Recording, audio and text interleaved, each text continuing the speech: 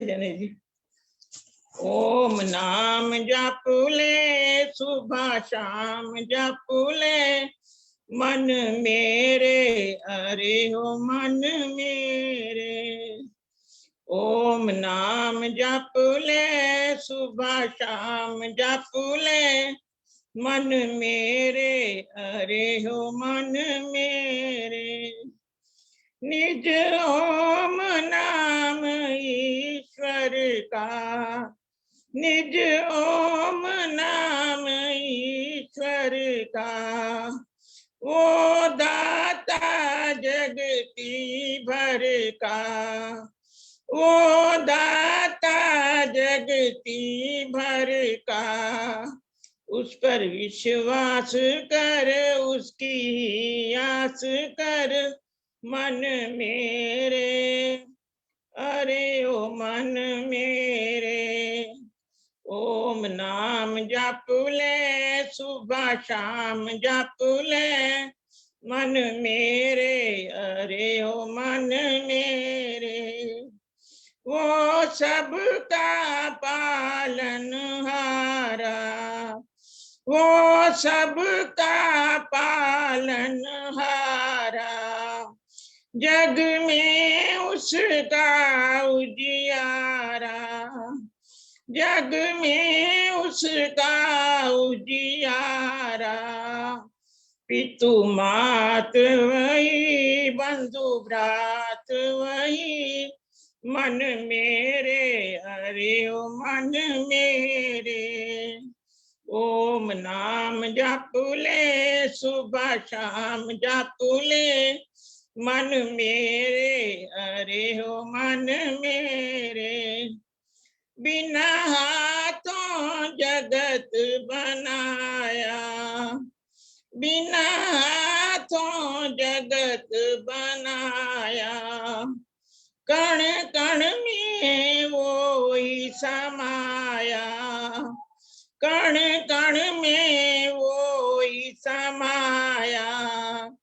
गाते ज्ञानी गुणी संत योगी मुनि, मन मेरे, अरे हो मन मेरे। ओम नाम जपूले सुबह शाम जपूले मन मेरे, अरे हो मन मेरे। जो चाहे तू सुख पाना, जो चाहे तू सुख पाना, उस प्यारे प्रभु को ना भुलाना, उस प्यारे प्रभु को ना भुलाना। उससे प्रीत लगा गीत उसके ही गा, मन मेरे, अरे हो मन मेरे। उससे प्रीत लगा गीत उसके ही गा, मन मेरे, अरे हो मन मेरे। ओम नाम जपूले सुबह शाम जपूले मन मेरे, अरे हो मन मेरे।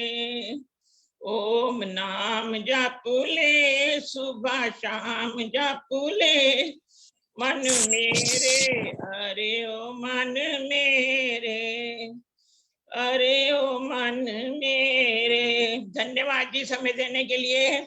धन्यवाद संतोष डावर जी। आर्यस्माना प्रतापबाग से, अब पंचकुला से मेहरबानी जी आई थी, निमदान जी और बहन जी पहले पंचकुला वाले। हाँ जी अनिल भाई साहब नमस्ते। नमस्ते जी, स्वागत। सभी को सादर नमस्ते जी। एक प्रभु भक्ति का गीत रख रही हूँ। हे दुनिया के दाता हमको शक्ति दो, हे दुनिया के दाता हमको शक्ति दो, जगत पिता जग माता हमको शक्ति दो, जगत पिता जग माता हमको शक्ति दो। तूने ही ये सारा खेल रचाया है, तूने ही ये सारा खेल रचाया है, जड़ चेतन के अंदर आप समाया है, जड़ चेतन के अंदर आप समाया है। सृष्टि के निर्माता हमको शक्ति दो, सृष्टि के निर्माता हमको शक्ति दो। हे दुनिया के दाता हमको शक्ति दो। सत्य वचन से युक्त हमारी वाणी हो, सत्य वचन से युक्त हमारी वाणी हो। परहित पर उपकारमयी कल्याणी हो, परहित पर उपकारमयी कल्याणी हो। भवसागर के त्राता हमको शक्ति दो, भवसागर के त्राता हमको शक्ति दो। हे दुनिया के दाता हमको शक्ति दो। निर्मल और पवित्र हमारी दृष्टि हो, निर्मल और पवित्र हमारी दृष्टि हो। मुंह के शब्द सदा फूलों की वृष्टि हो, मुंह के शब्द सदा फूलों की वृष्टि हो। सबके भाग्य विधाता हमको शक्ति दो, सबके भाग्य विधाता हमको शक्ति दो। हे दुनिया के दाता हमको शक्ति दो। मन में शिव संकल्प सभी ने धारे हों, मन में शिव संकल्प सभी ने धारे हों। ज्ञान से रोशन अंतःकरण हमारे हों, ज्ञान से रोशन अंतःकरण हमारे हों। त्रैलोकी के ज्ञाता हमको शक्ति दो, त्रैलोकी के ज्ञाता हमको शक्ति दो। हे दुनिया के दाता हमको शक्ति दो। हर जीवा पर केवल नाम तुम्हारा हो, हर जीवा पर केवल नाम तुम्हारा हो। तेरे दर्शन पाना लक्ष्य हमारा हो, तेरे दर्शन पाना लक्ष्य हमारा हो। रहे तुम्ही से नाता हमको शक्ति दो, रहे तुम्ही से नाता हमको शक्ति दो। हे दुनिया के दाता हमको शक्ति दो। हम संकट की घड़ियों में घबराए ना, हम संकट की घड़ियों में घबराए ना। धर्म कर्म को छोड़ अधर्म कमाए ना, धर्म कर्म को छोड़ अधर्म कमाए ना। यही पथिक मन भाता हमको शक्ति दो, यही पथिक मन भाता हमको शक्ति दो। हे दुनिया के दाता हमको शक्ति दो, सृष्टि के निर्माता हमको शक्ति दो। भवसागर के त्राता हमको शक्ति दो, सबके भाग्य विधाता हमको शक्ति दो।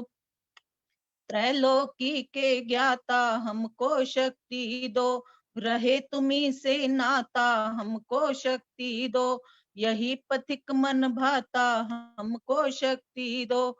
जगत पिता जग माता हमको शक्ति दो। धन्यवाद बहुत बहुत समय देने के लिए। बहुत बहुत धन्यवाद निर्मल बेमानी जी पंचकुला से। अब 2 भजन कुसुम भंडारी जी आ जाए, प्रकाशी राम जी 5:20-25 से, डॉक्टर सुजाता जी जयपुर से उनका उद्बोधन, फिर मुख्य अतिथि रमन नागपाल जी, फिर अध्यक्ष हमारे करुणा चांदना जी, बाकी और भजन 6:30 तक कार्यक्रम चलेगा। 2-3 भजन और। आइए कुसुम जी, आर्य दर्शागण से स्वागत है। हाँ जी जी, हम जैसे मैं जिस उपलक्ष्य में जो मैं अभी गीत सुना रही हूँ वो आपके दरबार का ही है। आज हम अनिल जी के दरबार में ही हम सब बैठे हैं, जिन्होंने हमें इतना जोड़ के रखा है। हम सब मिलके दाता आए तेरे दरबार, हम सब मिलके दाता आए तेरे दरबार।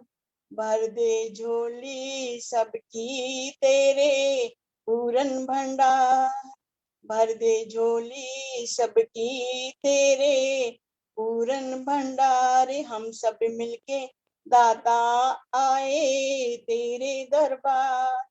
हो भी जब संध्या काल निर्मल होकर तत्काल, हो भी जब संध्या काल निर्मल होकर तत्काल। अपना मस्तक झुका करके तेरा ही ख्याल, तेरे दर पे आके बैठा है आर्य परिवार। हम सब भर दे झोली सबकी तेरे पूरन भंडार।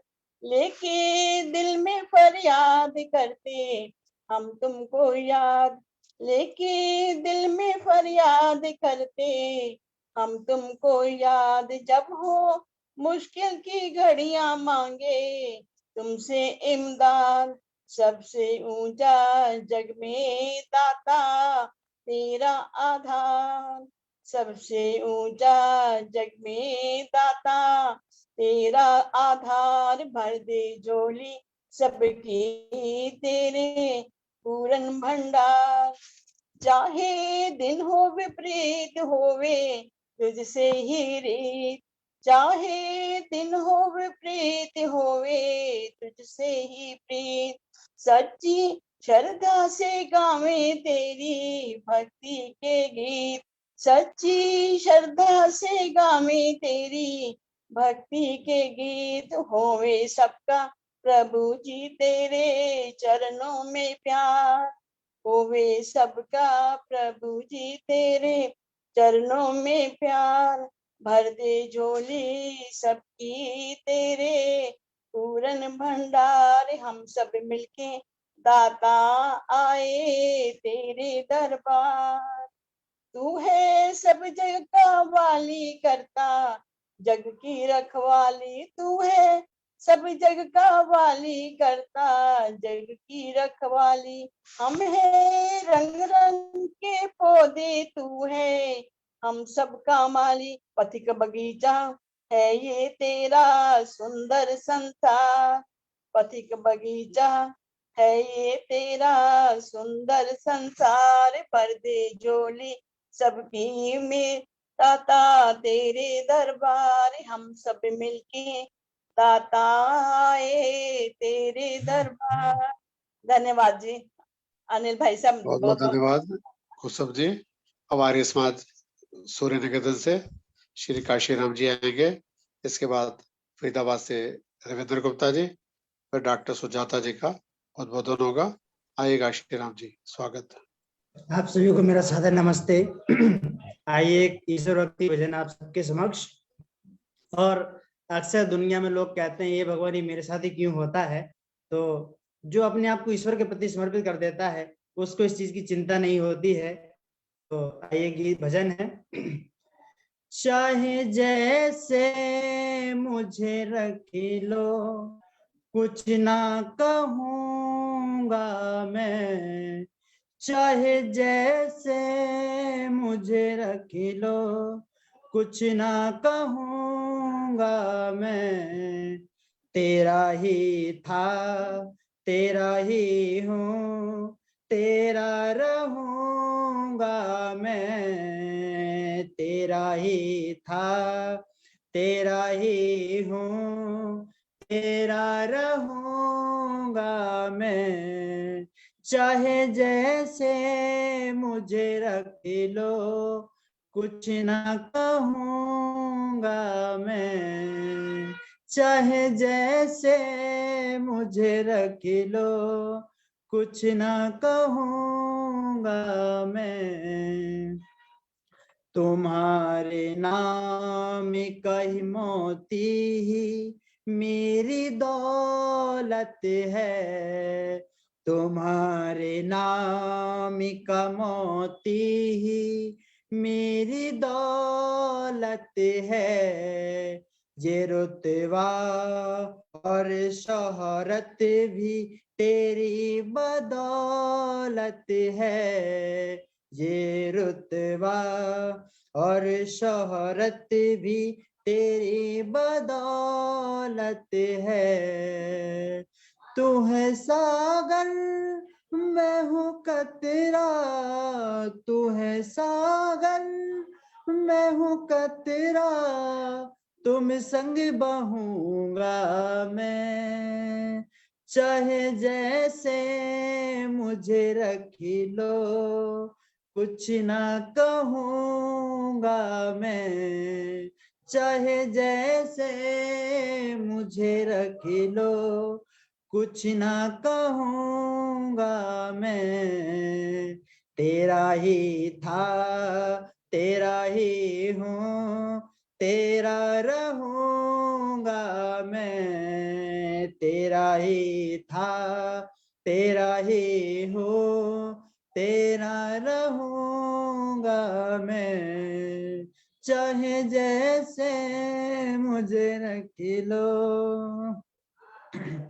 गम की रातें लगेगी जैसे सुख का सागर है, गम की रातें भी लगेगी जैसे सुख का सागर है, सुख का सवेरा है। बस तू एक बार जो कह दे कि तू तो मेरा है, तू जो एक बार कह दे मुझसे तू तो मेरा है, फिर तो हर सितम हंस कर, हर एक सितम हंस कर अब तो सहूंगा मैं, चाहे जैसे मुझे रख लो, कुछ ना कहूँगा मैं, चाहे जैसे मुझे रख लो, कुछ ना कहूँगा मैं। जिसकी अटकी है जाने तुझ में, मैं वो परिंदा हूँ। जिसकी अटकी है जान तुझ में, मैं वो परिंदा हूँ। तू मेरे साथ है इस आस पे मैं जिंदा हूँ, तू मेरे साथ है इस आस पे मैं जिंदा हूँ। जिस तरफ ले चलोगे तो वहीं चलूंगा मैं, जिस तरफ ले चलोगे तो वहीं चलूंगा मैं, चाहे जैसे मुझे रख लो, कुछ ना कहूँगा मैं, चाहे जैसे मुझे रख लो, कुछ ना कहूँगा मैं, तेरा ही था तेरा ही हूँ, तेरा रहूँगा मैं, तेरा ही था तेरा ही हूँ, तेरा रहूँगा मैं, चाहे जैसे मुझे रख लो, कुछ ना कहूँगा मैं, हाँ कुछ ना कहूँगा मैं, हाँ कुछ ना कहूँगा मैं। धन्यवाद आप सभी का। बहुत सुंदर। बहुत अच्छे बेटा, बहुत सुंदर। काशी राम जी को बहुत बहुत बधाई। आप आर्य समाज सूर्य निकेतन केंद्रीय श्री शाखा के कर्मठ कार्यकर्ता हैं। अब एक गीत श्री रविंद्र गुप्ता जी फरीदाबाद से, फिर डॉक्टर सुजाता जी का उद्बोधन होगा। आज के अध्यक्ष करुणा चांदनी जी का स्वागत। मुख्य अतिथि रोहतक से रमाना इकबाल जी। आइए रविंद्र गुप्ता जी। सभी श्रोताओं को मेरा नमन। आइए एक प्रभु स्तुति का गीत। सुबह शाम भजन कर ले, मुक्ति का यतन कर ले, सुबह शाम भजन कर ले, मुक्ति का यतन कर ले, छूट जाएगा जन्म मरण, प्रभु का सुमिरन कर ले, सुबह शाम भजन कर ले। ये मानव का चोला हर बार नहीं मिलता ये मानव का चोला, हर बार नहीं मिलता जो गिर गया डाली से, वो फूल नहीं खिलता। मौका है ये जीवन का गुलजार चमन कर ले, सुबह शाम भजन कर ले, मुक्ति का यतन कर ले। नर इन कानों से सुन तू वेदों की वाणी, नर इन कानों से सुन तू वेदों की वाणी, मन को ठहरा करके बन जा आत्म ज्ञानी। जीवा तो चले मुख में अब ओम जपन कर ले, सुबह शाम भजन कर ले, मुक्ति का यतन कर ले।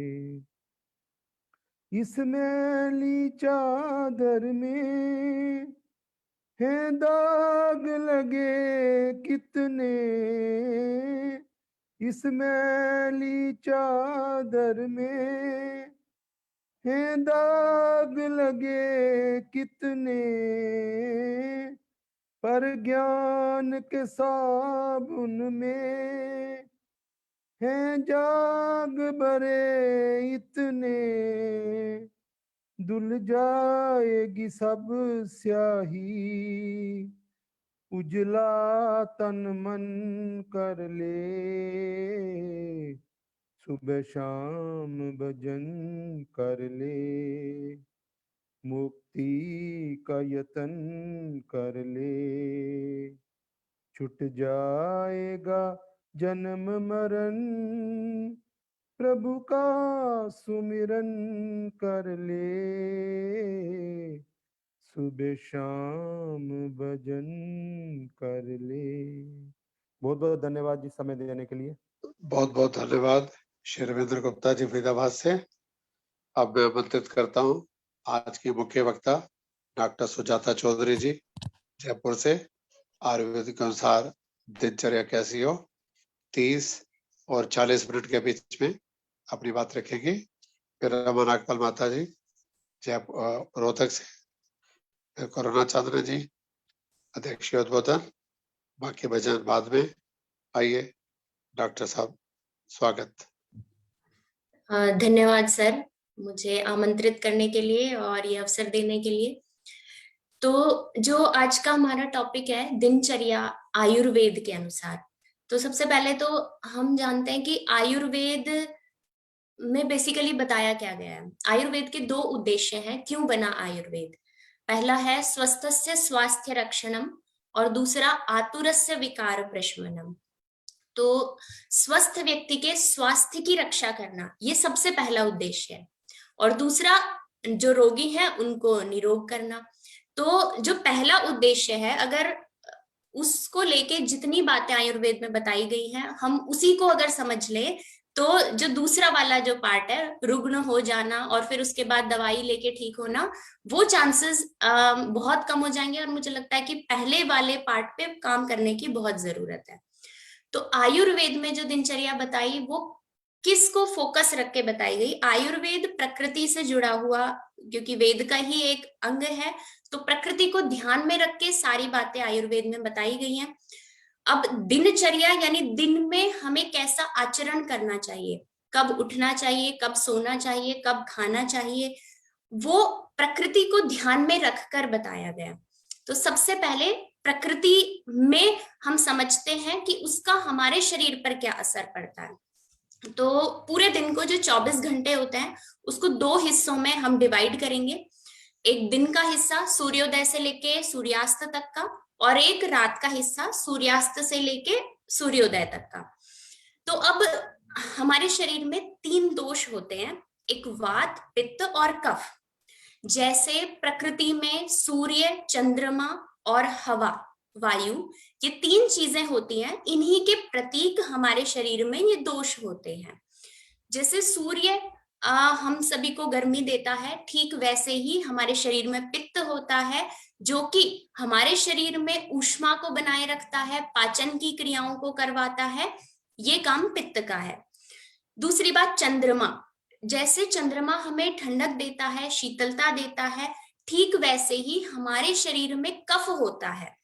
जब भी कभी हम बहुत थके हों और शाम को ठंडी हवा में चंद्रमा के चांदनी के नीचे अगर हम बैठेंगे तो आप महसूस करेंगे कि खुद हमारी जो बॉडी है, हमें लगता है कि बल आया है हमारे शरीर में, थकान खत्म हो गई है।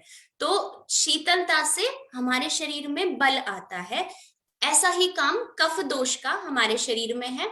कफ जब भी हमारे शरीर में होगा तो वो बल को करवाएगा। अब तीसरी चीज वायु। हम देखते हैं जितनी भी गति वाली चीजें हैं वो सभी वायु के कारण होती हैं। हवा का चलना, पत्तों का हिलना, आंधी का आना। तो ऐसे ही हमारे शरीर में जितने भी गति वाले काम हैं, जैसे मलमूत्र का निकलना, या जो हमारे अंदर विचार आते हैं, और न्यूरॉन्स का जो काम है कि हमने कोई गर्म पतीले को छुआ और हमारे ब्रेन में मैसेज गया कि ये गर्म है, हाथ हटाओ, हमारा ब्रेन फिर से हमें बोलेगा तो हम हाथ हटाएंगे। ये जितने भी सिग्नल्स को इधर उधर लाना, ले जाना, जितने भी हार्मोन्स हमारे शरीर में सिक्रीट होते हैं, उनको कहाँ जाना है, उनको वहां तक पहुंचाना, ये सारे काम वायु के होते हैं।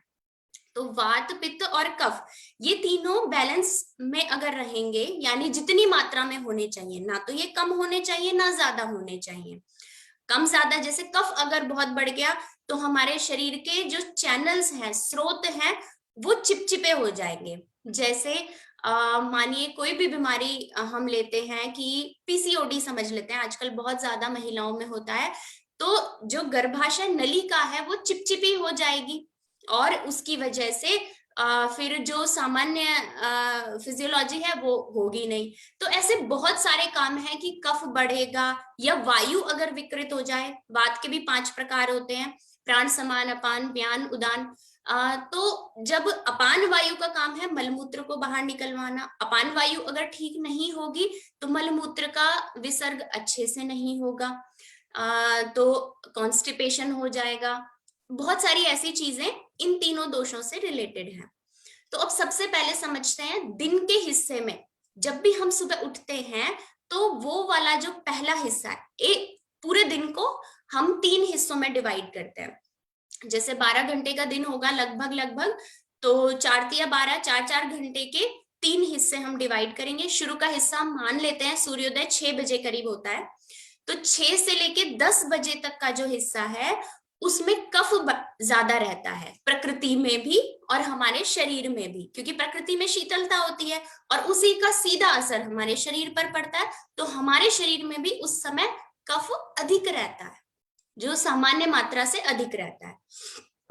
तो अब सबसे पहली बात हमें ये समझनी है कि सूर्योदय के बाद अगर हम जागेंगे तो हमारे शरीर में कफ बढ़ा होगा, तो सामान्य रूप से जो मलमूत्र का विसर्ग होना था वो प्रक्रिया बाधित हो जाएगी और ठीक से नहीं होगा, चिपचिपा मल आएगा, पूरा मल नहीं निकलेगा, और अगर ये हुआ तो पूरा डाइजेशन आगे गड़बड़ हो जाएगा।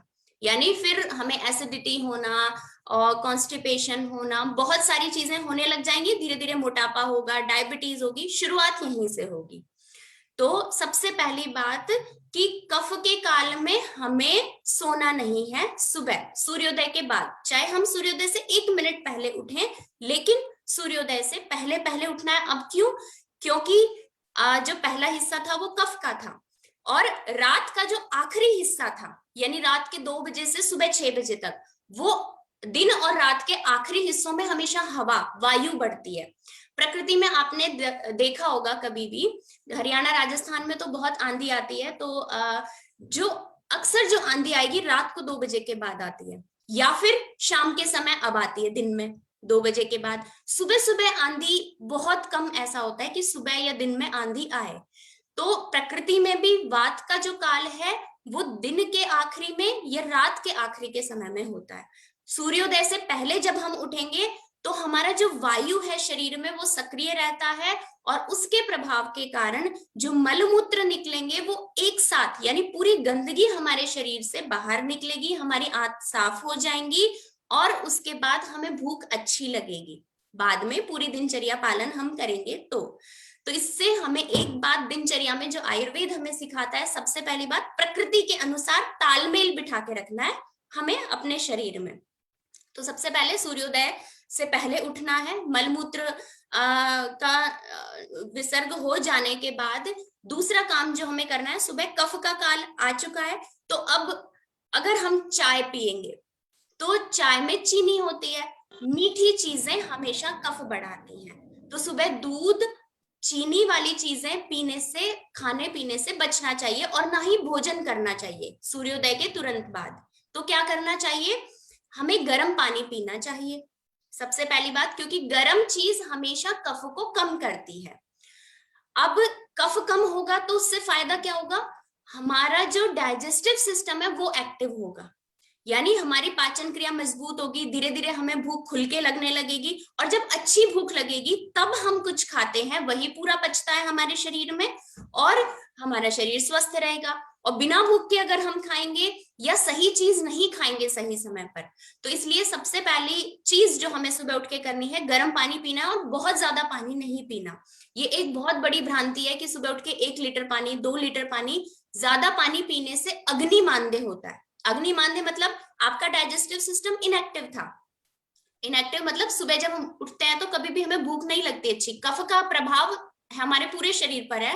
तो और ऐसे में अगर हम पानी पी लेंगे बहुत ज्यादा, जितने की हमारी बॉडी चाहती भी नहीं है, उसको डिमांड नहीं कर रही है वो, तो ऐसे में अब हमारे जो डाइजेस्टिव जूसेस के सिक्रीशन होने थे हमारे स्टमक में, इंटेस्टाइन में, जो कि खाना पचाने का काम करते हैं, वो धीरे धीरे कम होने लग जाएंगे। एक दिन में नहीं होगा, अगर लगातार हम कई दिन तक ऐसा करेंगे तो हमारा डाइजेस्टिव सिस्टम इनएक्टिव होने लगेगा थोड़ा थोड़ा।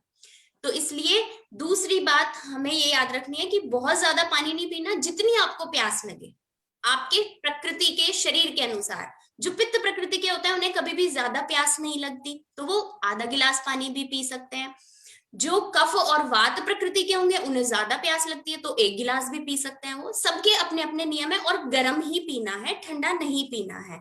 कई बार हम तांबे के बर्तन में रख देते हैं पानी और सुबह वैसा ही पानी पी लेते हैं, तो ठंडा पानी हमेशा कफ बढ़ाएगा और हमारे डाइजेस्टिव सिस्टम को इनएक्टिव करेगा। यानी वो जो कफ हमें कम करना था ना, प्रकृति के प्रभाव का प्रभाव जो हमारे शरीर पर पड़ा था, उस कफ को कम करना था हमें, और वो कम होगा नहीं जब तक हम गर्म पानी नहीं पिएंगे।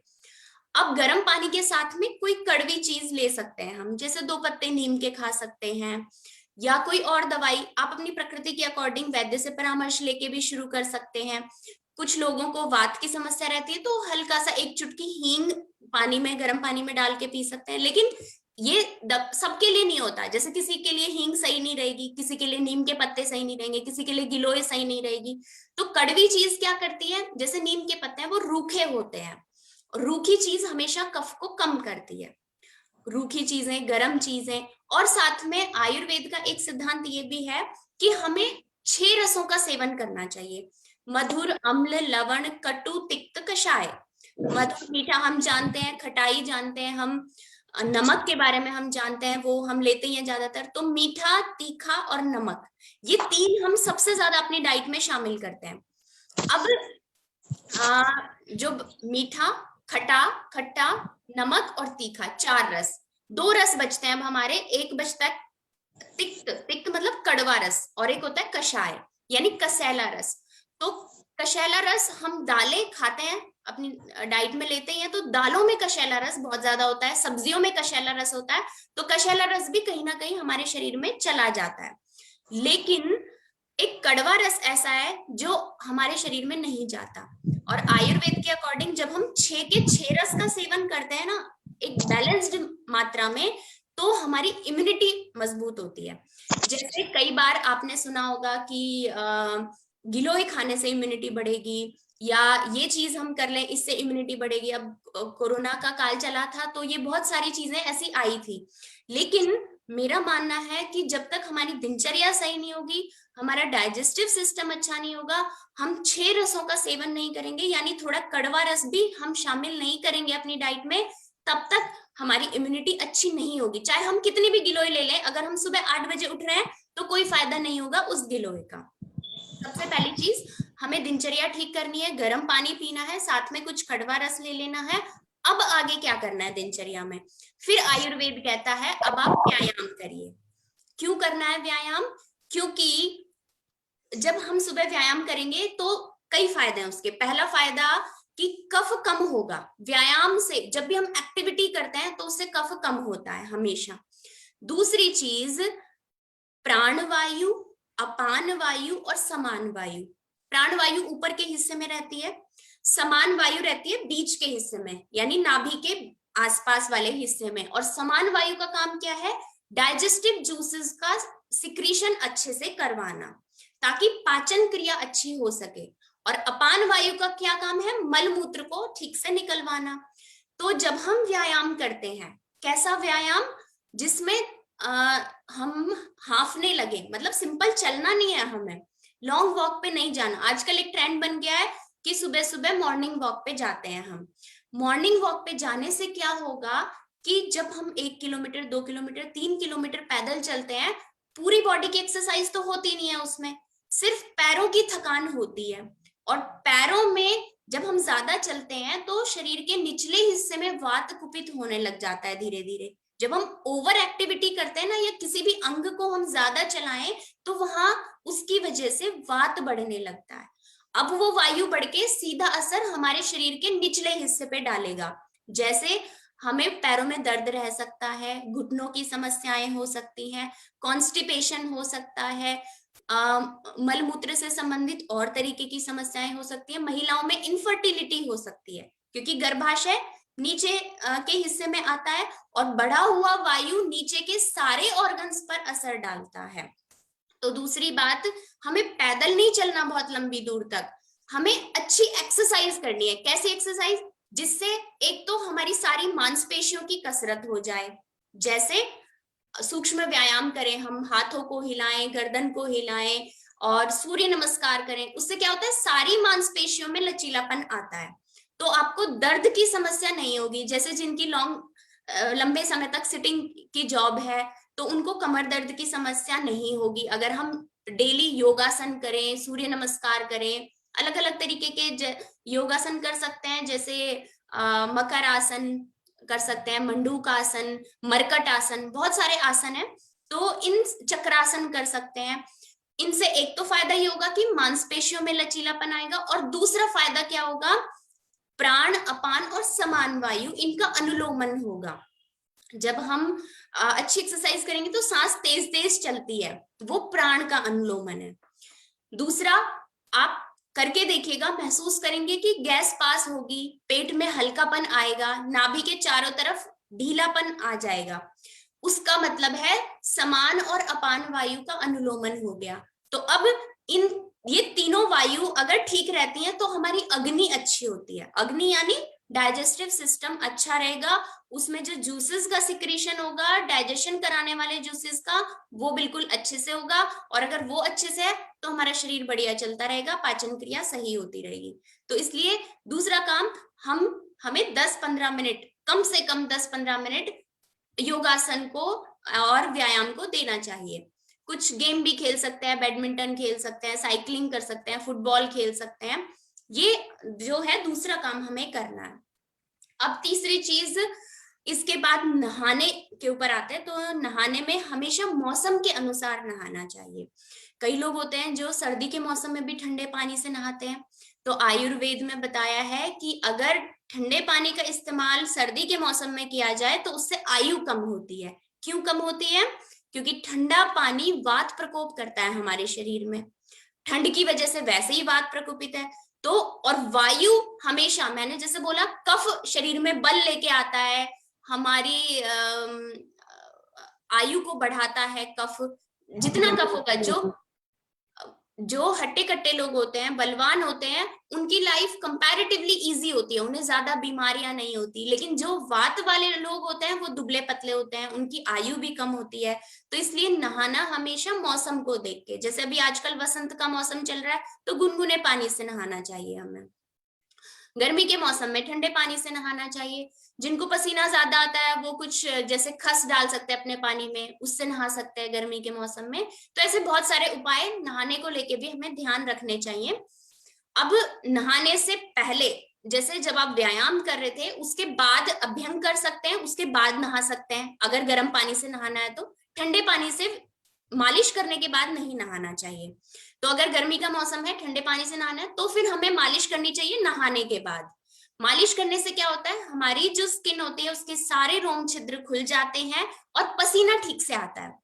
पसीना भी एक तरीके से हमारे शरीर से दोषों को बाहर निकालता है। जो वात पित्त कफ बढ़ जाते हैं, तो अगर पसीना आएगा तो इसका मतलब वो दोष हमारे शरीर में कम हो गए, हमारी अग्नि अच्छी है। तो हमें हमेशा पसीना आना चाहिए दिन में। आजकल के ट्रेंड में क्या हो गया, एसी का इस्तेमाल हम बहुत ज्यादा करने लग गए हैं गर्मी में, पसीना आने ही नहीं देते हैं हम, तो वो गलत है। पसीना आना चाहिए दिन में। एक्सरसाइज भी करेंगे तब भी आएगा। उसके बाद नहाने के बाद मालिश करनी चाहिए हमें। मालिश के लिए तेल हम कोई भी ले सकते हैं। सर्दियों में हमें सरसों का या तिल का तेल ही लेना चाहिए। सरसों थोड़ा ज्यादा गर्म होता है तो गर्मी भी रहती है शरीर में, इसलिए सरसों ज्यादा बढ़िया है। तिल तेल चिकना ज्यादा रहता है, तो जिनकी स्किन ड्राई है वो तिल तेल से मालिश कर सकते हैं। और इसके अलावा गर्मियों में नारियल तेल से कर सकते हैं, क्योंकि नारियल का तेल ठंडा होता है। बाकी सारे तेल गर्म होते हैं, नारियल तेल में खास बात है कि वो ठंडा होता है। नारियल का फल हमेशा ठंडा होता है और उससे निकलने वाला तेल भी ठंडा होता है, इसीलिए वो जम भी जाता है। और कोई तेल जमता नहीं है, सरसों का तेल कभी नहीं जमता। जो चीज गर्म होगी वो कभी नहीं जमेगी। ऐसे ही घी भी ठंडा होता है, वो भी जम जाता है इसीलिए। तो अब इसके बाद हम आते हैं नाश्ते के ऊपर। नाश्ते में आयुर्वेद का एक बहुत बेसिक प्रिंसिपल है कि अगर हमने रात को जो खाना खाया है वो नहीं पचा बाई चांस, तो हमें सुबह का खाना स्किप कर देना चाहिए, नहीं खाना चाहिए। क्यों? क्योंकि रात को हम कोई एक्टिविटी नहीं करते, हम लेटे रहते हैं, सोए रहते हैं। जब हम दिन भर एक्टिविटी करते हैं तो हमारा खाना अगर नहीं भी पचा होगा तो भी वो नुकसान नहीं करता हमें। लेकिन रात का खाना हमने लेट खाया, या हम कहीं शादी में गए और हमारा खाना नहीं पचा, ऐसे में अगर हम सुबह फिक्स टाइम पे ब्रेकफास्ट करेंगे, हमने एक रूल बनाया कि 9 बजे हम ब्रेकफास्ट लेते हैं, तो वो गलत है। तो इसलिए नहाने के बाद हमें वेट करना चाहिए जब तक हमें बहुत अच्छी भूख ना लगे, तब तक हमें नाश्ता नहीं करना चाहिए। और नाश्ते में हमें कोई भी भारी चीजें नहीं लेनी चाहिए, जैसे पराठा, पूरी, सूजी, बेसन, मैदा की बनी हुई कोई भी चीजें, क्योंकि उपमा बनाते हैं आजकल हम, डोसा, इडली खाने का साउथ में चलन है। क्यों नहीं करना चाहिए? क्योंकि 10 बजे तक कफ का काल है। कफ का काल होगा तो तब तक हमें अच्छी भूख नहीं लगेगी डेफिनेटली। सलाद भी खाते हैं हम कई बार, बहुत पानी वाले सलाद हमें नहीं लेने चाहिए, जैसे खीरा, तरबूज से बचना चाहिए सुबह सुबह, ये बहुत पानी वाली चीजें हैं। तो सुबह में खाना क्या चाहिए? नाश्ते में हमें छाछ या दही लेना चाहिए। ये क्या करते हैं, हमारे डाइजेस्टिव सिस्टम को एक्टिव करते हैं। हल्की खट्टी चीजें, और फल ले सकते हैं हम। फलों में जैसे संतरा, अनार, ये सबसे अच्छे हैं। जो हल्के खट्टे फल होते हैं, हल्का खट्टापन हमेशा डाइजेस्टिव सिस्टम को एक्टिव करने का काम करता है। तो नाश्ते में हमेशा हल्की चीजें, दूध नहीं लेना चाहिए नाश्ते में कभी भी, वरना डाइजेस्टिव सिस्टम इनएक्टिव हो गया, कफ बढ़ गया, दूध से कफ बढ़ता है। छाछ, दही, दही भी पतला लेना चाहिए हमें, भैंस के दूध की बजाय गाय के दूध का दही लेना चाहिए, ताजा जमा हुआ दही लेना चाहिए। आजकल अगर बाजार के पैकेट वाली जो छाछ आती है या दही आता है, आयुर्वेद कहता है कि वो हमारे शरीर के लिए अच्छे नहीं होते, वो हमारे शरीर के डाइजेस्टिव सिस्टम को इनएक्टिव करते हैं और एसिडिटी की समस्या करवा सकते हैं पैकेट वाले दही छाछ जो है। तो उनकी बजाय ताजा दही छाछ जमाना चाहिए। और दही को फ्रिज में नहीं रखना चाहिए, क्योंकि जब हम फ्रिज में रखते हैं तो वो ठंडा होके कफ बढ़ाने वाला बन जाएगा। अब तो दही हमेशा थोड़ा पतला होना चाहिए, दूध को पतला करके हम जमाएं नॉर्मल टेम्परेचर में। जैसे रात को 10 बजे जमाया, सुबह जम गया 9-10 बजे, उसी टेम्परेचर का दही या छाछ हमें पीना चाहिए। भुना हुआ जीरा हम डाल सकते हैं, सेंधा नमक थोड़ा डाल सकते हैं, या गर्मियों के मौसम में दही में शक्कर डाल सकते हैं हम, उससे पित्त शांत होता है। मौसम पर भी ये चीजें डिपेंड करती हैं कि कुछ मौसम में दही नहीं खाना चाहिए। तो बहुत सारे दही को खास करके लेके रूल हैं, लेकिन छाछ हम कभी भी खा सकते हैं। और एक दूसरी बात, अगर हमारी अग्नि अच्छी है और हम डेली व्यायाम कर रहे हैं, ऐसे में हम कुछ गड़बड़ भी खा लेंगे, जैसे दही जिस मौसम में नहीं खाना उस मौसम में भी हमने खा लिया तो भी हमें नुकसान नहीं होगा।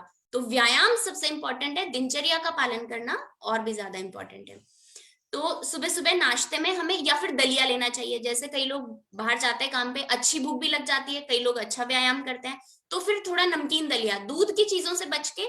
दलिया क्या हो, मोटा अनाज होता है, जो हम चीजें बारीक पीस लेते हैं, जैसे गेहूं का हमने आटा बना दिया, चने का आटा बना के बेसन बना दिया, सूजी, मैदा, जो चीज बारीक पीस के हम पकवान बनाते हैं वो हमेशा पचने में भारी होते हैं। तो ऐसी चीजों से बच के सुबह सुबह दलिया जैसी चीज हम ले सकते हैं। अच्छा, ओट्स का बहुत चलन हो गया सुबह, ओट्स अच्छा नहीं होता। जई जो होती है ना, उसी को ओट्स बोलते हैं, वो आयुर्वेद के अकॉर्डिंग खास करके पित्त बढ़ाता है हमारे शरीर में, बाकी तीनों दोष बढ़ाता है। तो ओट्स को अपनी डाइट से निकाल देना चाहिए हमें। ये आजकल थोड़ा मार्केटिंग का जमाना आ गया है, तो उन्हें कैसे ना कैसे करके अपनी चीजें बेचनी होती है, उसके बजाय हम दलिया जो खाएं, जौ का या गेहूं का दलिया खा सकते हैं। ओट्स को अपनी डाइट में शामिल नहीं करना चाहिए। तो और स्प्राउट्स और ड्राई फ्रूट्स हमें सुबह नहीं लेने चाहिए, क्योंकि काजू बादाम ये बहुत भारी होते हैं पचने में, इनमें बहुत ज्यादा स्निग्धता होती है, ऑयलीनेस होती है। तो सुबह सुबह, और आजकल ट्रेंड क्या है, रात को बादाम भिगो देते हैं, सुबह उठते ही पहली चीज बादाम खाते हैं, तो हमारा डाइजेस्टिव सिस्टम तो एक्टिव ही नहीं हुआ, हमने दिनचर्या का पालन किया ही नहीं। और ऐसे में क्या होगा, हमारे शरीर में कफ बढ़ने लगेगा, हमारे बॉडी के चैनल्स ब्लॉक होने लगेंगे और हार्मोनल प्रॉब्लम्स होने लगेंगी। चैनल्स ब्लॉक हुए तो वायु मैसेज को नहीं ले जा पाएगा एक जगह से दूसरी जगह, हार्मोन्स नहीं आ जा पाएंगे, और फिर हमें थायराइड, पीसीओडी, मोटापा, डायबिटीज, बहुत सारी प्रॉब्लम्स होने लगेंगी। तो दिनचर्या का बहुत इंपॉर्टेंट रोल है अपने आप को स्वस्थ रखने के लिए। अब समझते हैं भोजन के लिए। भोजन जैसे हमने नाश्ता की, जो लोग नाश्ता नहीं करते दिन में 2 बार भी भोजन कर सकते हैं, जैसे 10-11 बजे जब उन्हें बहुत अच्छी भूख लग जाए, नाश्ता ना करें और सीधा भोजन कर लें सुबह का एक टाइम का। आयुर्वेद में तो वैसे 2 ही समय भोजन का विधान है, लेकिन फिर भी अपनी भूख के अकॉर्डिंग, जैसे बच्चों को ज्यादा भूख लगती है या जो काम पर जाते हैं डेली उनको थोड़ी ज्यादा भूख लगेगी, जो बुजुर्गों को कम भूख लगेगी, तो ऐसे में वो उस हिसाब से देख के भी हम 2 बार या 3 बार खाना है, हमें ब्रेकफास्ट करना है या नहीं करना, उसको भी हम समझ सकते हैं। तो या तो आप नाश्ता स्किप कर दीजिए और जब आपको बहुत अच्छी भूख लग जाए 11-12 बजे तो आप भोजन कर सकते हैं। अच्छा, हमें हमेशा वेट करना चाहिए अच्छी भूख लगने का। क्यों? इसके ऊपर एक नोबेल प्राइज भी मिला है पिछले साल एक साइंटिस्ट को। उन्होंने एक स्टडी करी, उन्होंने क्या किया कि जो हमारे बॉडी के सेल्स होते हैं, यीस्ट के सेल भी वैसे ही होते हैं, संरचना बराबर होती है। तो उन्होंने एक यीस्ट का सेल लिया और उस सेल में उन्होंने कुछ गंदगी करवा दी, कुछ डाल के उस सेल के अंदर। अब उस सेल को उन्होंने कुछ भी नहीं दिया, बाद में नहीं डाला 7-8-10 घंटे तक, तो उन्होंने देखा कि सेल के अंदर एक वैक्यूल होता है। वैक्यूल मतलब सफाई करने वाला एक यंत्र समझिए आप उसको। तो जब उसको कुछ खाने को नहीं दिया ना, तो उस सेल की पूरी जो गंदगी थी वो उस वैक्यूल ने साफ कर दी, और इस बात पे उन्हें नोबेल प्राइज मिला। और ये आयुर्वेद का बहुत बेसिक प्रिंसिपल है। आयुर्वेद कहता है कि जब हम खाना नहीं खाएंगे तो सबसे पहले हमारे दोषों का पाचन होगा। कहते हैं आहारम पचती वन्निर दोषान आहार वर्जिता है। वन्नी यानी अग्नि, हमारे शरीर की जो अग्नि है वो सबसे पहले भोजन को पचाती है, जो हमने खाना खाया। और अगर उसको भोजन ना मिले, दोषान आहार वर्जिता है, तो जो भी हमारे शरीर में दोष बढ़े हैं, क्योंकि डेली गलतियां तो हमसे होती हैं खाने पीने में, दिनचर्या से रिलेटेड, तो वात पित्त कफ थोड़े बहुत बढ़ते रहते हैं। तो उसका सबसे आसान उपाय है अच्छी भूख लगने तक वेट किया जाए। तो जब हम अच्छी भूख लगने तक वेट करेंगे तो हमारी जो अग्नि है उसको समय मिल जाएगा दोषों का पाचन करने के लिए। और अगर हमने वेट नहीं किया तो वो तो वापस बिजी हो जाएगी उसी खाने को पचाने में। हमने फिर से भर लिया, वो बेचारी अग्नि उधर बिजी है उस खाने को जैसे तैसे पचाने में। दोष तो पच नहीं रहे, दोष इकट्ठे होते जा रहे हैं, और दोष इकट्ठे होते जाएंगे तो एक दिन बीमारी होनी ही है। तो इसलिए आहारम पचती वन्निर दोषान आहार वर्जिता धातुं क्षीणेषु दोषेषु। अब मानिए दोष पच गए फिर भी आप भोजन नहीं कर रहे, जैसे हम उपवास में करते हैं 12-12 घंटे नहीं करते या पूरे पूरे दिन नहीं करते, तो जब दोष पच जाते हैं फिर हमारी धातुओं का पाचन करने लग जाती है अग्नि, यानी फिर जो हमारे सेल्स हैं वो डिस्ट्रॉय होने लग जाएंगे। तो हमें ज्यादा भी भूखा नहीं रहना और हमें ऐसा भी नहीं करना कि जब तक अच्छी भूख ना लगे उससे पहले ही हम खाना खा लें। तो आयुर्वेद में एक सीधा सा सिद्धांत बताया गया है कि लगभग याम मध्य न भुंजीता याम युग्मम न लंघयेत, 3 घंटे से पहले खाना नहीं चाहिए एक बार खाने के बाद, और 6 घंटे से ज्यादा वेट नहीं करना चाहिए। यानी एक बार जैसे हमने खाया 11 बजे हमने लंच किया, मानिए ब्रेकफास्ट नहीं किया हमने, तो कम से कम हमें 3 घंटे नहीं खाना। 3 घंटे के बाद सबकी बॉडी अलग होती है, किसी को 4 घंटे में भूख लगेगी, किसी को 5 में लगेगी, किसी को 6 में लगेगी। जिनकी अग्नि मंद है उनको 6 घंटे में भी भूख लग सकती है। तो अगर हम 11-12 बजे खाना खा रहे हैं तो रात का खाना हमें 6 बजे खा लेना चाहिए, सूर्यास्त के आसपास। और उससे क्या होगा, 2 बार भोजन हो गया, रात को हमें खाना नहीं पड़ रहा, क्योंकि जब रात को खाएंगे हम तो जैसे दिन के समय पे सुबह का जो टाइम था कफ बढ़ रहा था, वैसे ही रात के समय भी पहला जो हिस्सा होता है 6 से 10 का, तब कफ बढ़ता है। तो इसीलिए जो आजकल ट्रेंड हो गया रात को 8-9 बजे खाने का, अगर आपको डायबिटीज है, मोटापा है और अगर आप रात में खाते हैं तो आपका ब्लड शुगर नॉर्मल नहीं आएगा, बहुत सारी दवाइयां लेनी पड़ेंगी उसको नॉर्मल करने के लिए। लेकिन अगर आप एक सिद्धांत अपना लें कि रात का खाना आप सूर्यास्त से पहले करने लग जाए तो आपको बहुत सारी चीजें, मतलब बहुत दवाई आपकी कम हो जाएंगी, ब्लड शुगर आपका वैसे ही कंट्रोल हो जाएगा बहुत हद तक। तो इस तरीके से 2 भोजन के बीच में हमें गैप देना है। अब मानिए आपने ब्रेकफास्ट किया तो उसके बाद आपको लंच करना है, लंच और ब्रेकफास्ट में कम से कम 3 घंटे का गैप रखना है। और दूसरी बात, ब्रेकफास्ट हमेशा हल्का करना है, ऐसा ब्रेकफास्ट जो 3 से 4 घंटे में पच भी जाए। ऐसा नहीं कि हमने ब्रेकफास्ट में भी पराठे खा लिए और फिर हमारा फिक्स टाइम है 12-1 बजे हमें लंच भी करना है। तो इसलिए ब्रेकफास्ट हमेशा हल्का रखना है, फल और छाछ, दही या दलिए का रखना है। फिर अगर आप लंच करते हैं तो लंच में अक्सर लंच में ऐसी चीजें शामिल करनी चाहिए जैसे तरीदार सब्जी। एक सामान्य नियम है कि जितना ठोस पदार्थ हम लेते हैं, जैसे जितनी हम रोटी खाते हैं या जितनी हम सब्जी खाते हैं ठोस, उतना ही लिक्विड होना चाहिए। तो दिन के भोजन के साथ हमेशा छाछ लेनी चाहिए। जैसे रोटी ठोस हो गया और जो सॉलिड फूड में आ गया, साथ में अगर कोई सूखी सब्जी बना रहे हैं तो उस दिन छाछ ज्यादा लीजिए। अगर तरी वाली सब्जी है या दाल है साथ में लिक्विड वाली, तो उस दिन छाछ थोड़ी कम ले सकते हैं। छाछ हमेशा पतली होनी चाहिए, ताजा बनी हुई छाछ होनी चाहिए। गाढ़ी छाछ एसिडिटी करवा सकती है, पुरानी बनी हुई छाछ एसिडिटी करवा सकती है। और अगर सही बनी हुई छाछ का सेवन करेंगे तो आपका पाचन एक्टिव रहेगा, मतलब जो आपने खाना खाया वो अच्छे से घुलेगा और वो पच जाएगा बहुत आसानी से। उसके बाद आप दिन में ना सोएं, क्योंकि दिन में सोते हैं तो हमारे जब भी हम खाना खाते हैं तो हमारी ब्लड सप्लाई जो है वो हमारे स्टमक की तरफ जाने लगती है, तो थोड़ी नींद हमें आने लगती है क्योंकि ब्रेन को ब्लड सप्लाई कम हो गई। हमें लगता है कि थकान हो रही है, सोना है हमें खाना खाने के बाद। एक झपकी आप ले सकते हैं, अलार्म लगा के सोएं 15 मिनट 20 मिनट, ज्यादा से ज्यादा आधा घंटे। गर्मी के मौसम में सो सकते हैं, उसमें आयुर्वेद मना नहीं करता, क्योंकि गर्मी के मौसम में हमारे शरीर में कफ कम होता है। आपने देखा होगा जैसे हम बाहर जाते हैं तो शरीर में जान ही नहीं लगती बिल्कुल भी। गर्मी का मौसम एक ऐसा है जिसमें कफ कम होता है, तो उसमें आप दिन में सो सकते हैं। बाकी के मौसम में अगर आप दिन में सोएंगे तो जो खाना आपने खाया वो पचेगा नहीं ठीक से, कफ बढ़ जाएगा, अग्नि जो है वो मंद हो जाएगी। क्योंकि जब हम सोते हैं तो कफ बढ़ता है हमारे शरीर में और विकृत पित्त भी बढ़ता है, तो इसलिए ये बहुत जरूरी है कि उसके बाद हमें सोना नहीं है। फिर आप शाम को जैसे हम चाय बिस्किट नमकीन खाते हैं, अगर भूख नहीं लग रही तो हमें नहीं खाना चाहिए। अगर लग रही है तो बहुत हल्का सा अगर आप कुछ लेना चाहें तो ले सकते हैं। और रात के भोजन में दूध, शाम को वैसे चाय बिस्किट नमकीन की बजाय बच्चों को दूध दिया जा सकता है। दूध के लिए सही समय है, क्योंकि दिन का जो बीच का जो समय था ना 10 से 2 बजे का समय, तब पित्त कुपित होता है, ऐसे में पाचन अच्छे से हो जाता है। तो भोजन हमें 10 से 2 के बीच में कर लेना चाहिए, जब जिसको भूख लगती है उसके अनुसार। और 2 से लेके शाम को 6 बजे तक वात बढ़ने लगेगा, थकान महसूस होने लगती है, तो वात को दूध अच्छा रहता है वात को शांत करने के लिए। तो शाम को अगर आपको भूख लगती है तो आप दूध ले सकते हैं, नहीं तो आप सीधा खाना भी खा सकते हैं। खाने में रात को दाल नहीं खानी चाहिए, दाल पचने में रात को अच्छी नहीं होती, गैस बनवाती है। दाल की बजाय हमेशा तरीदार सब्जियां लेनी चाहिए, रोटी लेनी चाहिए, और संकर भोजन नहीं करना चाहिए। संकर मतलब रोटी भी, दाल भी, चावल भी, सब्जी भी, मिली जुली बहुत सारी चीजें जब हम खाते हैं तो पचने में थोड़ी मुश्किल हो जाती है।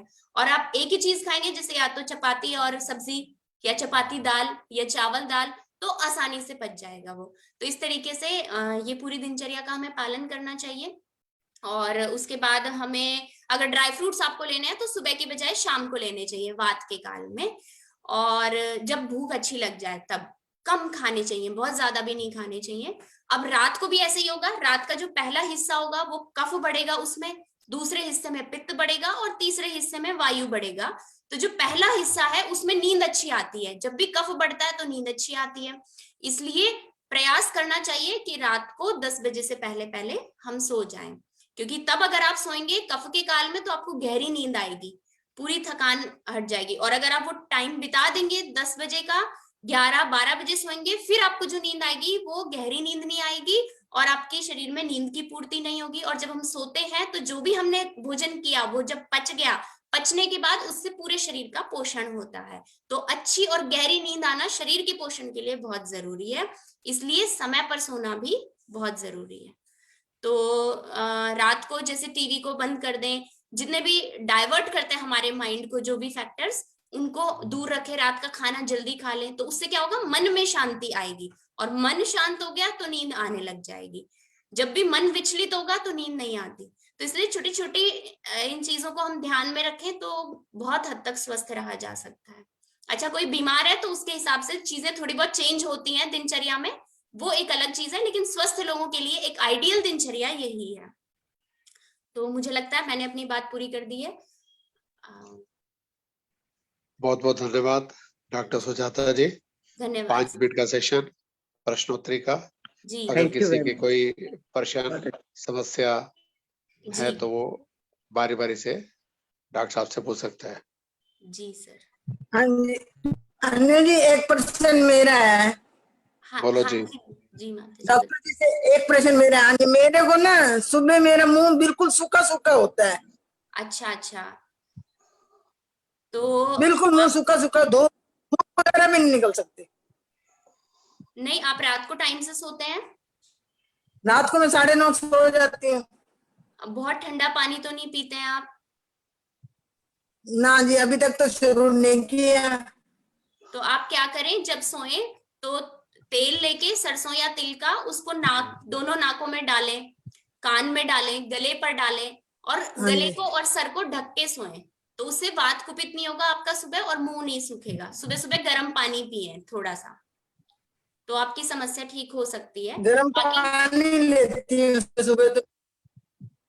आप एक बार ये करके देखिए, अगर समस्या ठीक है, रहेगी तो चलो ये तेल वगैरह का। हाँ, रात को पैरों पे भी मालिश करनी चाहिए तेल की, उससे नींद अच्छी आती है, मन शांत होता है। तो ये सभी को करना चाहिए, रात को तेल लगा के सबको सोना चाहिए। बहुत अच्छे जी। जी दूसरा प्रश्न। अच्छा चलो। डॉक्टर साहब, ये जौ का दलिया कौन से मौसम में खाना चाहिए?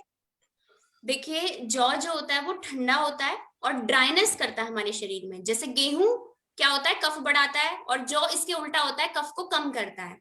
तो वैसे तो हम किसी भी मौसम में खा सकते हैं, वो ठंडा होता है लेकिन पचने में भारी होता है वो। तो खास करके हमें इसको वसंत के मौसम में खाना चाहिए। वसंत में कफ बढ़ता है हमारे शरीर में, तो हमें ड्राई नेचर के अनाज खाने चाहिए। तो वसंत में सबसे अच्छा है। बाकी थोड़ी मात्रा में अगर आप लेंगे तो किसी भी मौसम में खा सकते हैं। गर्मी में थोड़ा हमें कम खाना चाहिए, क्योंकि गर्मी में ऑलरेडी ड्राइनेस होती है बॉडी में। बहुत अच्छे जी। प्रवीण जी कुछ आप पूछ रहे थे इशारे इशार से।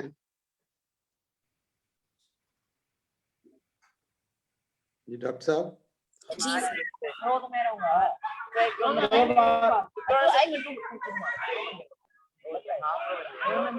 बारी बारी से बोलिए, बाकी लोग माइक बंद रखे। नीचे बोलो। इशारे जी। प्रवीण जी गाजियाबाद। रविंद्र गुप्ता जी। ओम डॉक्टर साहब नमस्ते।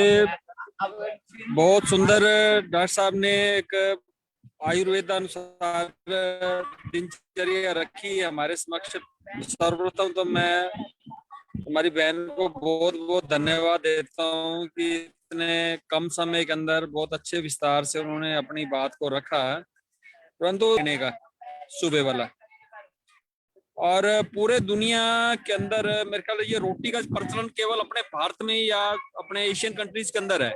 पूरे विश्व के अंदर डबल रोटी और ब्रेड के ऊपर ही सारी दिनचर्या चलती है, जबकि उनकी लाइफ देखी जाए भाई मतलब एज भी बड़ी लंबी है उनकी, मतलब तो ये क्या अंतर है अपने इसमें दोनों के अंदर?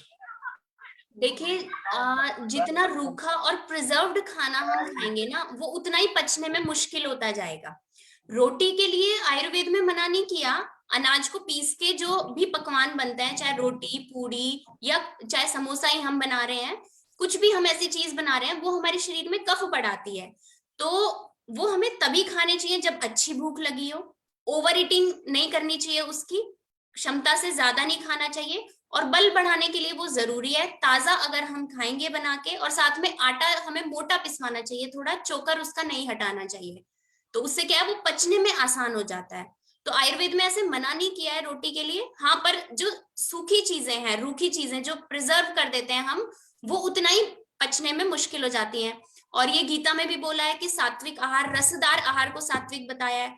तो जो ताजा हम रोटी बनाते हैं अनाज को पीस के, वो रसदार होता है, लेकिन जैसे जैसे वो सूखा होता जाएगा उसमें से रस कम होता जाएगा, तो अब वो सात्विक नहीं बचा, तो वो हमारे मन के लिए भी अच्छा नहीं है और हमारे शरीर में भी वो पोषक तत्वों को नहीं पहुंचा पाएगा।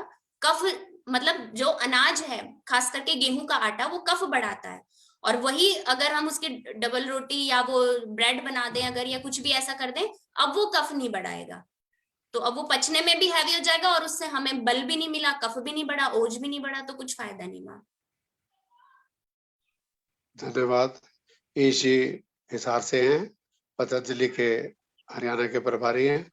जी जी परवीन जी, रविंद्र जी, बोलो जी। डॉक्टर साहब एक बात पूछना था। जी सर। हम कई सालों से हम सवेरे उठ के 2 गिलास पानी पी रहे हैं गर्म। जी जी। तो आपने बोला 1 ही गिलास पीना चाहिए, तो ये इसमें क्या कंट्रोवर्सी? नहीं, 1 गिलास नहीं सर, मेरे कहने का मतलब ये था जितनी आपको प्यास लगे उतना पानी पीजिए। अच्छा। सुबह सुबह ऐसा ना हो कि आप जबरदस्ती करते हैं उस पानी को पीने के लिए, वो ठीक नहीं है। आराम से 2 गिलास फिर आप पी सकते हैं, आपकी प्रकृति के अनुसार अगर वो जच रहा है आपको तो कोई दिक्कत नहीं है। ठीक है, धन्यवाद। जी सर। डॉक्टर साहब एक क्वेश्चन पूछना है, एक क्वेश्चन मेरे को ही पूछना है। मेरे को खुराटे बहुत आते हैं, तो उसकी वजह से कोई उसके लिए कोई उपाय हो, कुछ हो? मेरे को इसीलिए ना बड़ी प्रॉब्लम हो जाती है जब मेरे को खुराटे बहुत आते हैं, और हमें नहीं पता चलता और मेरे हस्बैंड को पता चल जाता है कि भाई खुराटे मार रही है। आप बताइए, इसके लिए कोई उपाय हो तो बताइए प्लीज।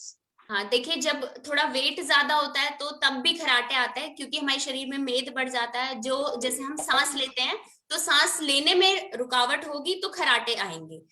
तो एक तो इसके लिए उपाय ये किया जा सकता है, जब आप सोएं तो गर्म पानी पी के सोएं 2-4 घूंट, और सीधे ना सो के आप करवट लेके सोएं। तो करवट लेके सोएंगे तो उससे क्या होता है, हमारी सांस की नली खुली रहती है करवट लेने पे ज्यादा, तो वो समस्या नहीं होगी। सीधे सोने पे वो क्या होती है, दब जाती है और फिर खराटों की आवाज आती है। और साथ में नाक में तेल डाल के सोएं थोड़ा, तो वो भी आपको राहत देगा, नाक और गले। हाँ जी डॉक्टर साहब, हेलो। हाँ जी हाँ, ऐसा है जैसे मैं लस्सी या दही लेती हूँ तो मेरी टांगों में बहुत दर्द शुरू हो जाता है और घुटनों में सूजन आ जाती है। आप ठंडी तो नहीं लेते हैं लस्सी? मैं दही लूं क्या लस्सी लूं तो मेरे टांगों में ज्यादा प्रॉब्लम हो जाती है और टांगों में सूजन भी आ जाती है घुटनों में। अगर आप लस्सी पतली करके लेंगे, बिल्कुल पतली, गाढ़ी नहीं लेनी। और दूसरा, हाँ, गर्म पानी में एक बार जिस गिलास में आपने लस्सी डाली है, पानी उबाल लें केटली में, और उसमें गर्म वो गिलास रख दें ताकि उसकी ठंडक निकल जाए, क्योंकि तासीर तो उस हिसाब से थोड़ी ठंडी रहती है जब हम उसको भिगोते हैं। तो फिर उसमें आप भुना जीरा डाल के, जब टेम्परेचर, मतलब उसको गर्म नहीं करना हमें, बस उसकी जो ठंडक थी वो निकाल देनी है एक बार गर्म पानी में उस गिलास को रख के, तो फिर आप पियेंगे तो मुझे लगता है नहीं होनी चाहिए ये समस्या। ठीक है, धन्यवाद। डॉक्टर, खराटों के लिए लेफ्ट साइड सोना या राइट साइड? कोई सी भी साइड ले सकते हैं, बस सीधे सोने से बचना चाहिए। ठीक है, ओके। डॉक्टर साहब साहब, मेरे ये को एक बात पूछनी थी, मेरे को एक बात पूछनी, मैं पूछू जैसे सवेरे मैं लहसुन खाती हूँ गुनगुने पानी के साथ, तो हर मौसम में खा सकते हैं? नहीं नहीं, गर्मी के मौसम में नहीं खाना चाहिए और एक शरद ऋतु में नहीं खाना चाहिए। शरद यानी बारिश के बाद।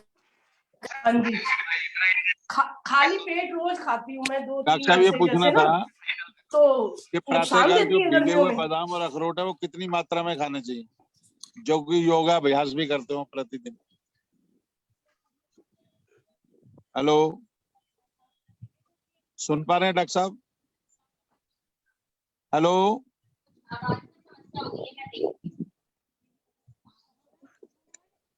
है यही है। अरे हनी, सुजाता जी, प्रवीण जी पूछ रहे हैं ड्राई फ्रूट सवेरे खाना चाहिए, कितना खाना चाहिए? सर ड्राई फ्रूट सवेरे नहीं खाना चाहिए, अगर खाना भी है तो नाश्ते के टाइम पे 9-10 बजे खा सकते हैं, जब आपको अच्छी भूख लग जाए, कम मात्रा में, बिल्कुल बहुत ज्यादा बादाम या अखरोट नहीं खाना चाहिए। जैसे 2-4 बादाम, जैसे यंग एज वाले फिर भी थोड़ा ज्यादा खाएंगे तो चल जाएगा, लेकिन ओल्ड एज में 40 साल के बाद हमें बिल्कुल कम बादाम और अखरोट कर देना चाहिए, और वो भी नाश्ते के समय तेज भूख लगने पर या फिर शाम को। किसी और का प्रश्न? मालवीय नगर से धन्यवाद पूछ रही थी अभी आशा जी, किसी का प्रश्न है? मैं आप सबकी ओर से डॉक्टर सुजाता जी चौधरी जयपुर से हमारे साथ जुड़ी, बहुत बहुत धन्यवाद, आभार व्यक्त करता हूँ। आगे भी आपका लाभ उठाते रहेंगे। परसों भी डॉक्टर प्रमोद पाल जी जयपुर से जुड़े हुए थे हमारे साथ, बहुत बहुत धन्यवाद। कार्यक्रम 6:30 तक चलेगा। मैं चाहूंगा किरण सहगल जी एक मधुर भजन, फिर अमन नागपाल जी, फिर करुणा चांदना जी, फिर बाकी भजन। डॉक्टर सुजाता जी बहुत बहुत धन्यवाद, बहुत अच्छी जानकारी। नमस्ते आई सर। किरण सहगल जी। हाँ, कई डॉक्टर साहब कुछ कह रहे हैं? हाँ सर, मेरे को आज्ञा दीजिए, मेरा एक दूसरा लेक्चर है तो मैं चलती हूँ। बहुत बहुत धन्यवाद जी। जी धन्यवाद। थैंक यू, वेरी गुड, बहुत अच्छा। किरण सहगल जी, प्रवीण ठक्कर जी, एक भजन हो जाए, फिर अमन नागपाल जी।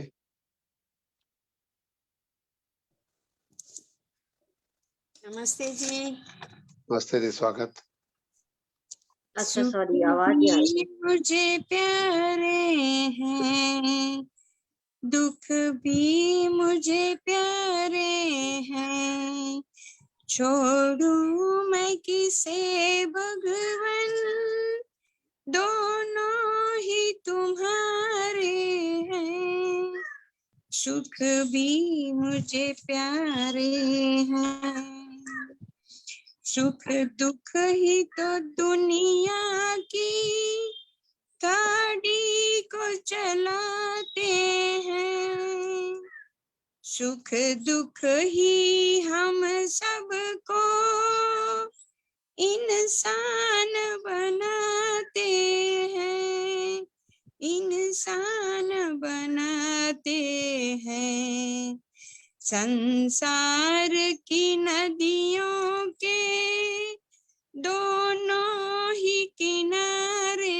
हैं, छोड़ूं मैं किसे भगवन, दोनों ही तुम्हारे हैं, दुख चाहे न कोई भी सब सुख को तरसते हैं, दुख में सदा रोते हैं, सुख में सब हंसते हैं, सुख मिले उसे जिसने दुख भी तो सहारे हैं, छोड़ूं मैं किसे भगवन, दोनों ही तुम्हारे हैं, सुख में तेरा शुक्र करूं,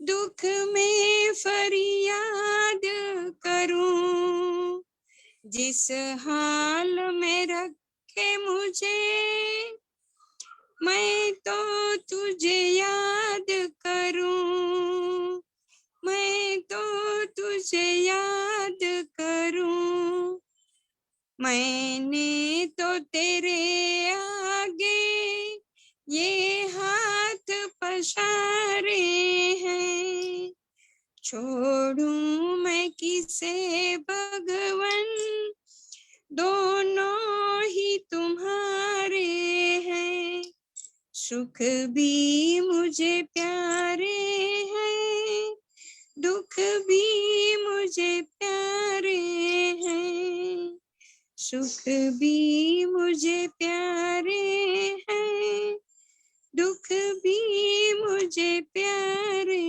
हैं।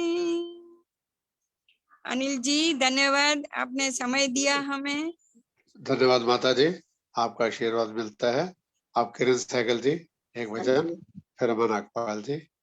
नमस्कार जी सबको, स्वागत। एक प्रभु भक्ति का भजन। सांसों की तार तार में प्रभु प्यार को पिरो लो, प्रभु प्यार को पिरो लो, शुभ कर्म करके पुण्य का, शुभ कर्म करके पुण्य का जीवन में बीज बोलो, जीवन में बीज बोलो, सांसों की तार तार में प्रभु प्यार को पिरो लो, प्रभु प्यार को पिरो लो, जीवन का एक एक पल अनमोल है खजाना, इनमें से एक पल भी नहीं लौट के है आना, आनंद रस अपना, आनंद रस से अपना अंतःकरण भिगो लो, अंतःकरण भिगो लो, सांसों की तार तार में प्रभु प्यार को पिरो लो, प्रभु प्यार को पिरो लो, ज्ञानी की एक निशानी, मीठी सी उनकी वाणी, ज्ञानी की एक निशानी, मीठी सी उनकी वाणी, मीठे से बोल में है प्रभु की झलक सुहानी, बोलो तो मीठे बोल, बोलो तो मीठे बोल ही अमृत हृदय में खोलो, अमृत हृदय में खोलो, सांसों की तार तार में प्रभु प्यार को पिरो लो, प्रभु प्यार को पिरो लो, शुभ कर्म करके पुण्य का जीवन में बीज बोलो, जीवन में बीज बोलो, सांसों की तार तार में प्रभु प्यार को पिरो लो, प्रभु प्यार को पिरो लो। धन्यवाद, बहुत बहुत धन्यवाद किरण सहगल जी। हमें आज के मुख्य अतिथि रोहतक से श्रीमती रमा नागपाल जी से प्रार्थना करूंगा अपना संदेश, शुभकामनाएं, भजन, उसके बाद एक भजन, फिर करुणा चांद्रा जी। हाँ जी, आइए माता जी। हाँ जी, आदरणीय अनिल जी, बहनें और भाइयों को मेरी नमस्ते। मैं इस काबिल तो नहीं हूँ कि मुख्य अतिथि बन सकूं, तो आपने कहा है तो थोड़ा जो मुझे आता है मैं बोल देती हूँ। ये जो अनिल जी ने आर्य योग परिषद का प्रोग्राम रखा हुआ है, इससे हम दूर दूर से जुड़े हुए हैं और हम अपना ज्ञान बढ़ा रहे हैं। तो जो आज की बहनें और भाई भजन बोला है और डॉक्टर सुजाता चौधरी जी अपना रोग के ऊपर बोल के गए हैं, इनका भी बहुत बहुत धन्यवाद है। तो मैं जब भी कहीं हवन कराने जाती हूँ, किसी के घर जज कराने जाती हूँ, तो बीच में गायत्री की आहुतियां जरूर डलवाती हूँ। उसी समय मैं उस यजमान से पूछती हूँ कि हमारे जीवन में सबसे महत्वपूर्ण चीज क्या है। तो क्या है, तो मैं उनको 4-5 ऑप्शन देती हूँ कि हमारे जीवन में महत्वपूर्ण माता पिता हैं, धन है, बच्चे हैं, कोठी है, कार है। तो कोई बताता है माता पिता है, कोई बताता है धन है। तो मैं कहती हूँ माता पिता भी बहुत जरूरी है। जिनके माँ बाप नहीं होते, अगर उनका जीवन है, कोई ना कोई सहारा तो मिल ही जाता है। धन बिना भी जीवन कट जाता है। अगर हमारे जीवन में बुद्धि है तो हम धन भी प्राप्त कर लेंगे और कोठी कार भी हमें मिल जाएंगे। इसी प्रकार हमें परमात्मा से बुद्धि मांगनी चाहिए। अगर बुद्धि हमारी ठीक है तो सब हमारे काम ठीक हो जाएंगे। इसलिए हम ईश्वर का ही गुणगान करें। इसी आधार पर एक छोटा सा भजन है, आशा है आप थोड़ा ध्यान से सुनेंगे। गुणगान करें उस ईश्वर पर का जिसने ये जगत बनाया है। गुणगान करें उस ईश्वर का जिसने ये जगत बनाया है। हर चीज अजीब रची उसने, हर खेल अजीब रचाया है। हर चीज अजीब रची उसने, हर खेल अजीब रचाया है। प्रातः जो सूर्य निकलता है, हर शाम को फिर वह ढलता है। प्रातः जो सूर्य निकलता है, हर शाम को फिर वह ढलता है। हर मौसम रंग बदलता है, कैसा दृढ़ नियम बनाया है। हर मौसम रंग बदलता है, कैसा दृढ़ नियम बनाया है। गुणगान करें उस ईश्वर का जिसने ये जगत रचाया है। जो प्राणी जग में आता है, एक रोज यहाँ से जाता है। जो प्राणी जग में आता है, एक रोज यहाँ से जाता है। कृत कर्मों का फल पाता है, प्रभु ने ये चक्र चलाया है। कृत कर्मों का फल पाता है, प्रभु ने ये चक्र चलाया है। गुणगान करें उस ईश्वर का जिसने ये जगत रचाया है। हर पेड़ में बीज बनाया है, हर बीज में पेड़ समाया है, हर पेड़ में बीज बनाया है, हर बीज में पेड़ समाया है। ऐसा कर्तव्य दिखाया है, नहीं भेद समझ में आया है।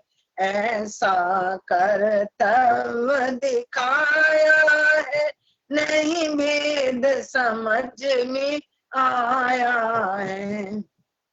गुणगान करें उस ईश्वर का जिसने ये जगत रचाया है। हर चीज अजीब रची उसने, हर खेल अजीब रचाया है। जिसने उसको पहचान लिया, अपना अंगरक्षक मान लिया।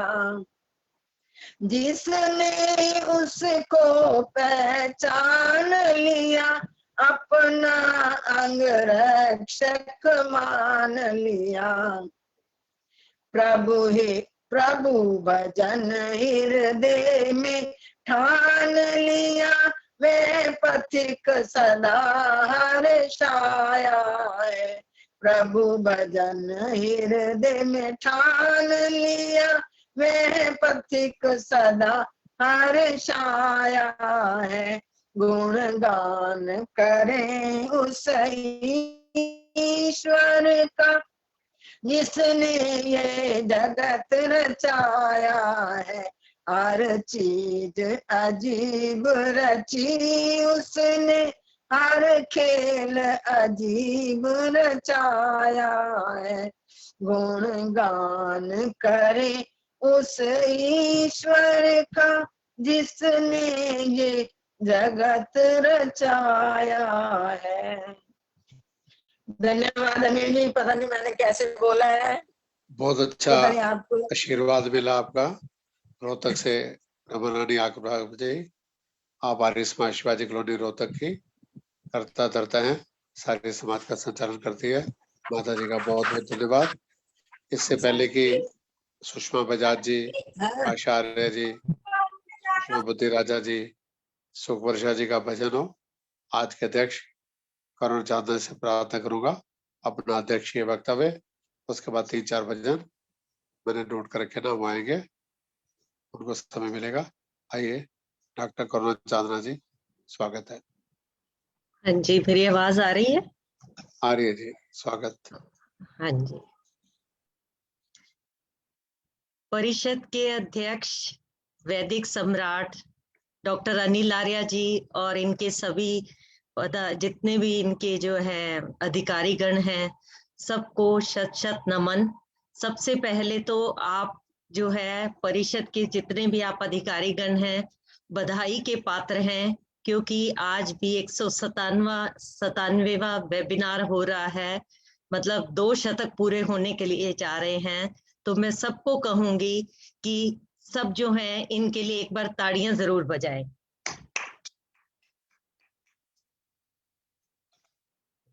हाँ जी। तो आज की मुख्य अतिथि थी सुजाता जी, और उसके साथ साथ जो है मुख्य वक्ता सुजाता जी और मुख्य अतिथि रमा नागपाल जी, और बाकी मेरी वंदनीय मातृशक्ति, सबको वंदन, अभिनंदन, शत शत नमन। जैसे कि सुजाता जी ने सब कुछ बहुत ही अच्छा बताया, आयुर्वेद के बारे में बताया कि आयुर्वेद बेसिकली वेद का ही एक अंग है, और अगर देखा जाए तो उसके 2 मोटे मोटे प्रिंसिपल्स हैं। एक तो ये कि स्वास्थ्य को, अगर आपको अपने स्वास्थ्य को मेंटेन करना है तो स्वास्थ्य की रक्षा के लिए आपकी दिनचर्या कैसी होनी चाहिए। दूसरा ये है कि अगर आपने इसका ध्यान नहीं रखा तो आप बीमार हो जाओगे, फिर उस केस में तो आपको दवाई पे जाना ही पड़ेगा। तो क्यों ना जब हम तंदुरुस्त हैं उस टाइम अगर हम इस दिनचर्या को फॉलो करें तो हम बहुत हद तक आने वाली बीमारियों से बच सकते हैं। उन्होंने बहुत ही अच्छा बोला और दिनचर्या में बताया। और मेन जो मैं आपको बताना चाह रही हूँ, उन्होंने ये कहा कि जैसे हमारे 3 दोष होते हैं, वात पित्त कफ, हर बंदे को अपनी प्रकृति के अनुसार इनमें तालमेल बनाकर रखना चाहिए। और उसके अलावा क्या करना चाहिए, सुबह उठकर क्या लेना चाहिए, दोपहर को जैसे उन्होंने 3 कोष बताए 6 से 10 बजे तक, इनको भी हमें प्रॉपरली फॉलो करना चाहिए।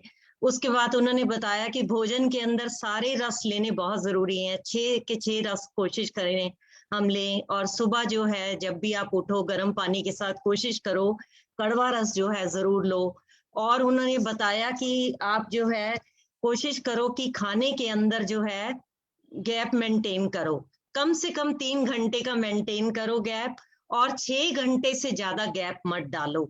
तो अब जो है मैं आपको, उन्होंने वैसे सब कुछ ही बता दिया है, मैं थोड़ा सा अपना न्यूट्रिशन का तड़का और लगा देती हूँ कि हमारे हिसाब से क्या होना चाहिए न्यूट्रिशन के हिसाब से। जैसे कि सबको पता है कि भोजन हमारे लिए बहुत जरूरी है और भोजन और स्वास्थ्य का बड़ा गहरा संबंध भी है। तो अगर आपका भोजन हेल्दी होगा तो आपका स्वास्थ्य ऑटोमेटिकली ठीक हो जाएगा। और मैं हमेशा बोलती भी हूँ कि जो हमारा अच्छा भोजन है वो एक ऐसी चाबी है जो स्वास्थ्य रूपी ताले को खोल देती है। और कोरोना काल में तो हमारे लिए स्वस्थ भोजन का लेना बहुत जरूरी है और हम ले भी रहे हैं। लेकिन फिर भी विडंबना ये है कि लेते लेते भी हमारी बहुत सारी कमियां ऐसी रह जाती हैं जिससे हम पौष्टिक भोजन लेते हुए भी हम जो है बीमारियों के शिकार हो जाते हैं।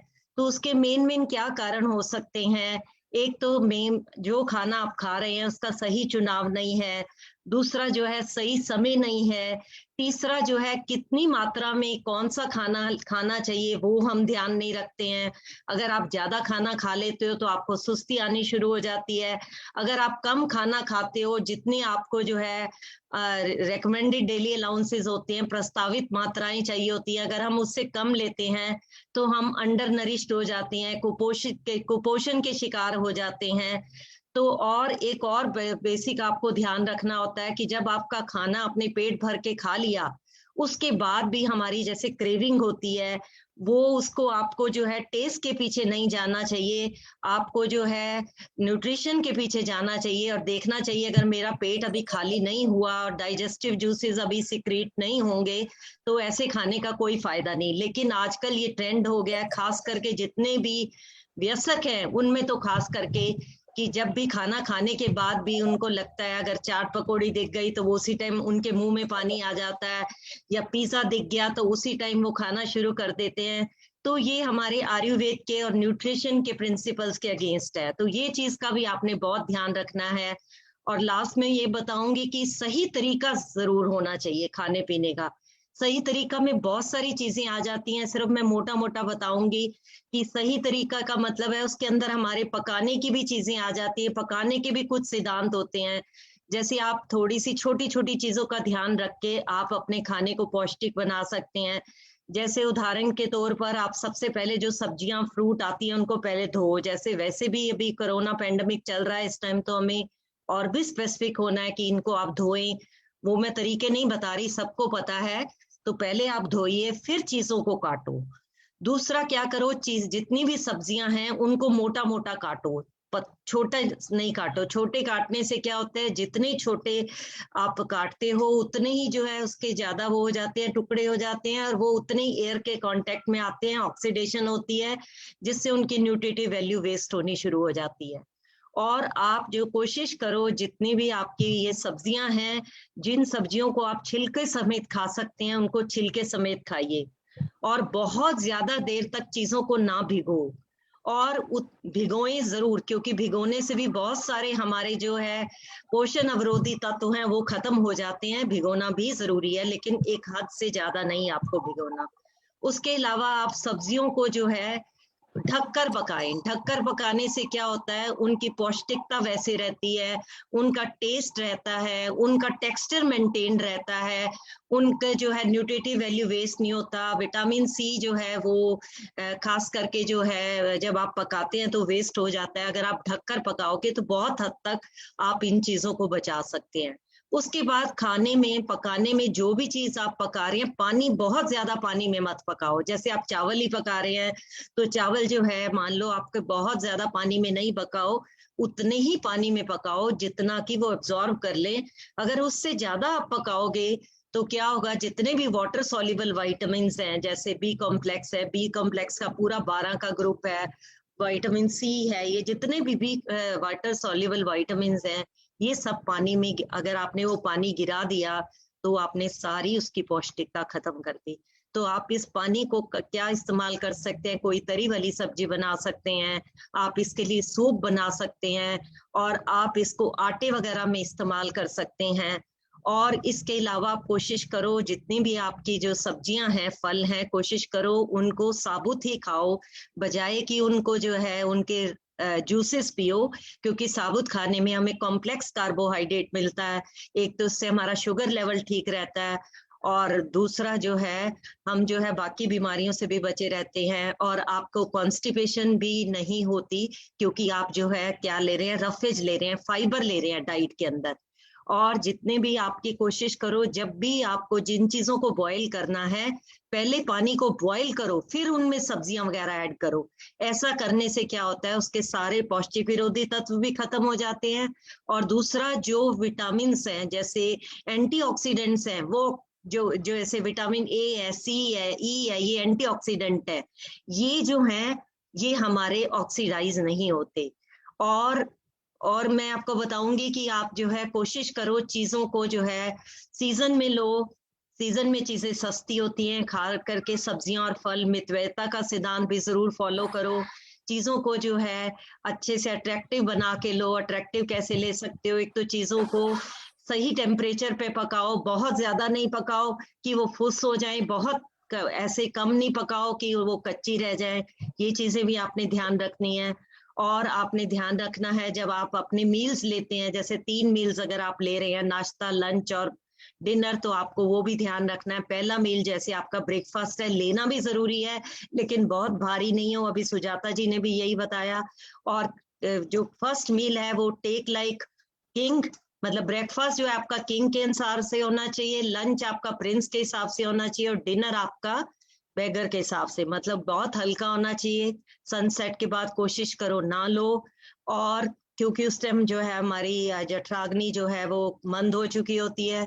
दूसरा आप ध्यान रखें कि डाइट के अंदर ज्यादा से ज्यादा प्लांट फूड ज्यादा डालें, क्योंकि उनमें प्राण होते हैं। डेड चीजें ना लें, मतलब प्राण वाली चीजें लें। आप तृण धान्य लें, सब्जियां लें, फल लें, अच्छे से जो है विपग्रियो जो आपका ये है, जिसको हम क्या कहते हैं, विपग्रियो को अपना वो जो है 7 कलर्स आप इंक्लूड करके फ्रूट्स और वेजिटेबल्स को इस तरह से इंक्लूड करें कि आपका जो है डाइट बड़ी अट्रैक्टिव हो जाए, बच्चे भी उसको आराम से खा सके। तो आप अगर इन सारे प्रिंसिपल्स का ध्यान रखते हैं और पौष्टिकता का ध्यान रखते हैं, चीजों को जो है अंकुरित करके खाओ, उनको जो है खमीरीकरण करके खाओ, मिला जुला कर खाओ, अगर आप सारी चीजों का ध्यान रखोगे तो आप बीमारियों से भी बच सकते हैं। और पानी का खूब सेवन करें। और जैसे कि अब गर्मियां भी आ रहे हैं, अब जरूरी आपको ये कार्बोनेटेड ड्रिंक्स नहीं लेने, आपको क्या लेनी है, जैसे छाछ वगैरह लेनी है, आप कोकोनट जूसेस ले सकते हैं, आप सत्तू ले सकते हैं, और मॉकटेल ले सकते हैं, ये वाली चीजें आप ले सकते हैं, कांजी ले सकते हैं। इन चीजों का ज्यादा सेवन करो, और उसके बाद खूब एक्सरसाइज भी करो दिन में, और खुले व्यायाम और फ्रेश एयर में सैर भी करिए, और वो करिए, प्राणायाम भी करिए। और अगर आप इन सारी चीजों का, धूप भी जरूर लो, विटामिन डी भी जरूर लो, अगर आप इन सारी चीजों का ध्यान रखते हैं तो निश्चित रूप से आप अपने स्वास्थ्य को मेंटेन कर सकते हैं। Thank you. बहुत बहुत धन्यवाद करुणा चांदना जी। अध्यक्ष का बहुत धन्यवाद, आपका कई बार सभी को लाभ मिला। डॉक्टर रचना चावला जी कुछ कहेंगे। चलो अब आशा आर्य जी आएंगे एक भजन, फिर सुषमा बजाज जी, सुषमा मुदे राजा जी, सुख वर्षा जी, फिर शांति पाठ की ओर बढ़ेंगे। आइए, स्वागत है आशा जी। सभी को सादर नमस्ते। आवाज आ रही है भैया? हाँ जी आ रही है जी, फोटो भी आवाज भी। एक ईश्वर भक्ति का भजन प्रस्तुत कर रही हूँ। ओम जपो सब प्राणी मिलकर, ओम जपो, ओम जपो सब प्राणी मिलकर, ओम जपो, सफल बने जिंदगानी मिलकर, ओम जपो, ओम जपो सब प्राणी मिलकर, ओम जपो।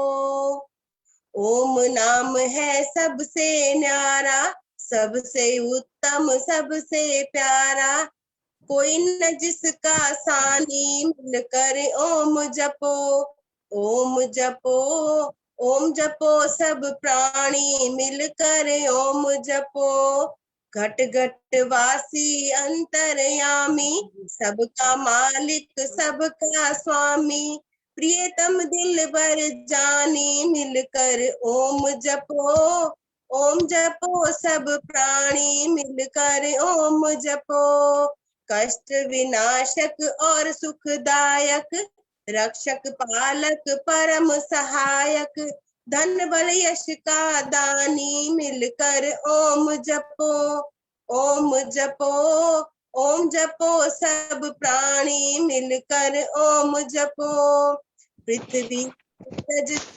सितारे, ऋषि मुनि योगी गुरुजन सारे, जपते ज्ञानी ध्यानी मिलकर, ओम जपो, ओम जपो, ओम जपो सब प्राणी मिलकर, ओम जपो, जिसने सारा जगत रचाया, यह धरती आकाश बनाया, रचे आग और पानी मिलकर, ओम जपो, ओम जपो, ओम जपो सब प्राणी मिलकर, ओम जपो, ना कोई लगता पैसा धेला, ना कोई मुश्किल ना ही झमेला, बड़ी पथिक आसानी मिलकर, ओम जपो, ओम जपो सब प्राणी मिलकर, ओम जपो, ओम जपो, ओम जपो सब प्राणी मिलकर, ओम जपो, सफल बने जिंदगानी मिलकर, ओम जपो, ओम जपो, ओम जपो सब प्राणी मिलकर, ओम जपो। धन्यवाद। बहुत बहुत धन्यवाद आशा जी। सतपाल रहेजा जी भी जुड़े हुए, उनका स्वागत करता हूँ। अब सुषमा बजाज जी फरीदाबाद से ही, इसके बाद सुषमा मुते राजा जी तैयार हैं। आइए सुषमा जी। सभी को सादर नमन। एक प्रभु भक्ति का भजन। प्रभु मेरे जीवन को कुंदन बना दो, कोई खोट इसमें रहने न पाए। प्रभु मेरे जीवन को कुंदन बना दो, कोई खोट इसमें रहने न पाए। करो मेरे जीवन में ऐसा उजाला, हर सांस हो तेरे चिंतन की माला, मेरे दिल की दुनिया को इतना बदल दे कि दुनिया तेरी मुझे गले से लगा ले। प्रभु मेरे जीवन को कुंदन बना दो, कोई खोट इसमें रहने न पाए। घटाओं की रिमझिम पवन के तराने, लताओं का नाच और वृक्षों के गाने, नजर जिस तरफ जाए भगवान मेरी, अमर ज्योति तेरी उधर मुस्कुराए। प्रभु मेरे जीवन को कुंदन बना दो, कोई खोट इसमें रहने न पाए। जगत को मैं अपना परिवार समझूं, परिवार को मैं तेरा उपकार समझूं। कुसंग लोभ अभिमान द्वेष और आलस्य, कोई इनमें मुझको सताने न पाए। प्रभु मेरे जीवन को कुंदन बना दो, कोई खोट इसमें रहने न पाए, कोई खोट इसमें रहने न पाए। धन्यवाद जी, बहुत बहुत धन्यवाद समय देने के लिए। सुषमा जी का बहुत बहुत धन्यवाद, बहुत साधुवाद। आपके माता जी का ध्यान आ रहा था आपको बोलते हुए देखकर। अब मैं सुषमा बुद्धि राजा जी से प्रार्थना करता हूँ। मैं आपके सूचना के लिए बता दूं, कार्यक्रम जूम के अलावा फेसबुक पे लाइव चल रहा है, पूरी दुनिया में लोग देख रहे हैं। और हमारी यूट्यूब चैनल है आर्य युवक परिषद और आर्य युवा घोष, उस पे भी अगले दिन कार्यक्रम आ जाता है। आप कोई भी कार्यक्रम यूट्यूब पे जाके दोबारा देख सकते हैं। परसों 5 बजे फिर मिलेंगे। आप सुषमा बुद्धि राजा जी। आप सभी को सादर नमस्ते।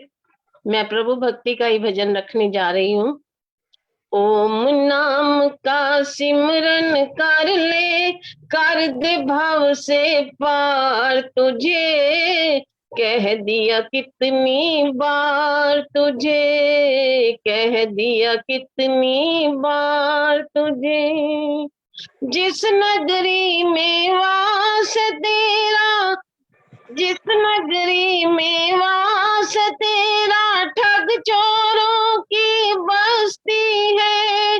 बड़े बड़े यहाँ लुट जाते हैं, फिर तेरी क्या हस्ती है। जिसको अपना समझ रहा है, धोखा दे संसार, तुझे कह दिया कितनी बार, तुझे कह दिया कितनी बार तुझे।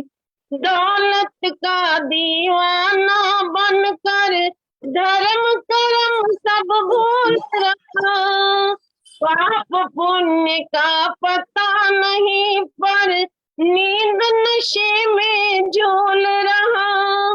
भूल गया तू उस ईश्वर को, कैसा चढ़ा खुमार, तुझे कह दिया कितनी बार, तुझे कह दिया कितनी बार तुझे। हाथ पकड़ कर मित्र तुम्हारे इधर उधर जो डोल रहे, कोयल जैसी मीठी वाणी कदम कदम पर बोल रहे। बनी के साथी बिगड़ी में ना लाए यार, तुझे कह दिया कितनी बार, तुझे कह दिया कितनी बार तुझे। ओम नाम का सिमरन कर ले, कर दे भव से पार, तुझे कह दिया कितनी बार, तुझे कह दिया कितनी बार तुझे। तुझसे पहले गए अनेकों, कितना धन ले साथ गए।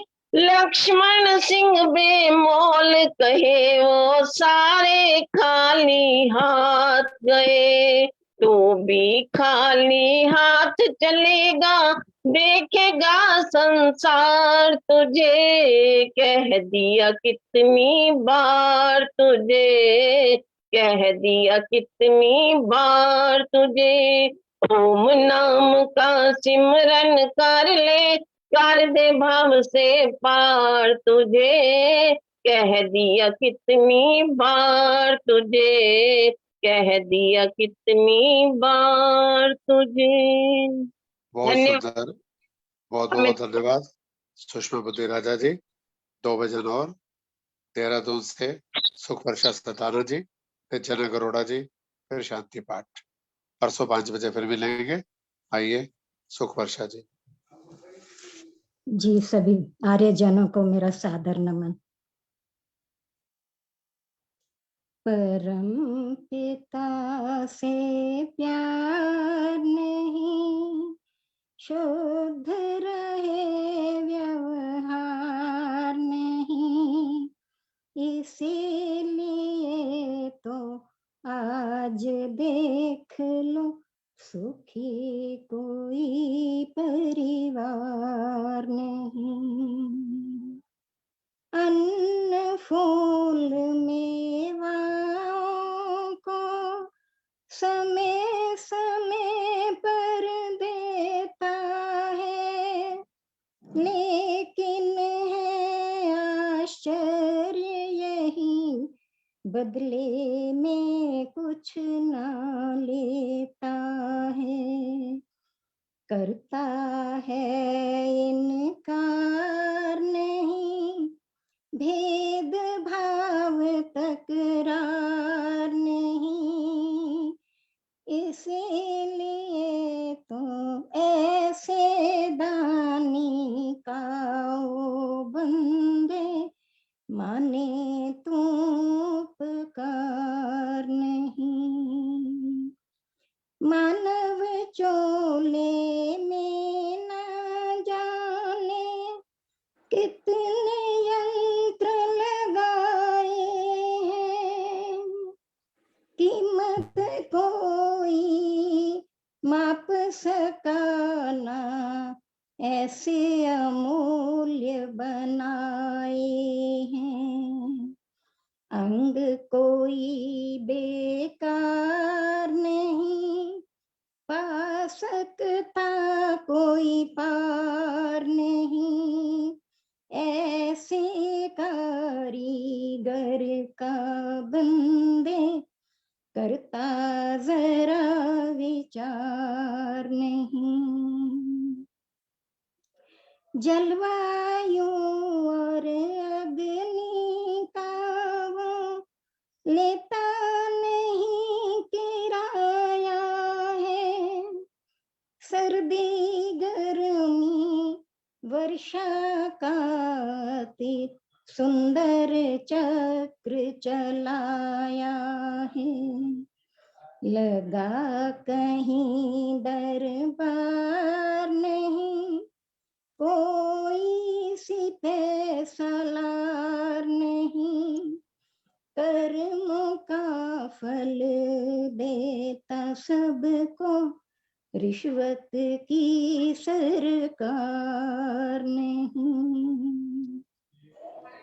सूर्य चंद्र तारों का जाने, कहाँ बिजली घर बना हुआ, पल भर को ना धोखा देते, कहाँ कनेक्शन जुड़ा हुआ। खंभा और कोई तार नहीं, खड़ी कहीं दीवार नहीं, ऐसे शिल्पीकार का बंदे माने तू उपकार नहीं। मानव जन्म अमोलक प्यारे, शुभ कर्मों का सार यही, ओम नाम है प्रभु का प्यारा, वेदों का संदेश यही। देव दयानंद ने बतलाया, केवल ओम का सार यही। प्रातः सायं भजले प्रभु को, करता क्यों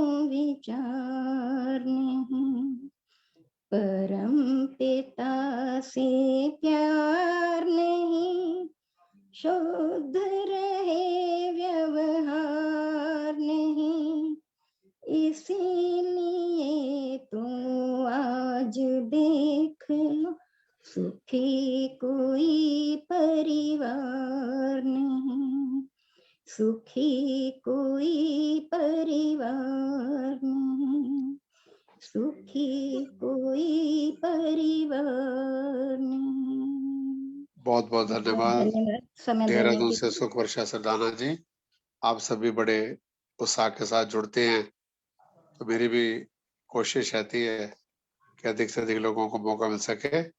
अब अंतिम भजन के लिए माता जनक अरोड़ा जी पानीपत से। अनिल जी नमस्कार। स्वागत जी।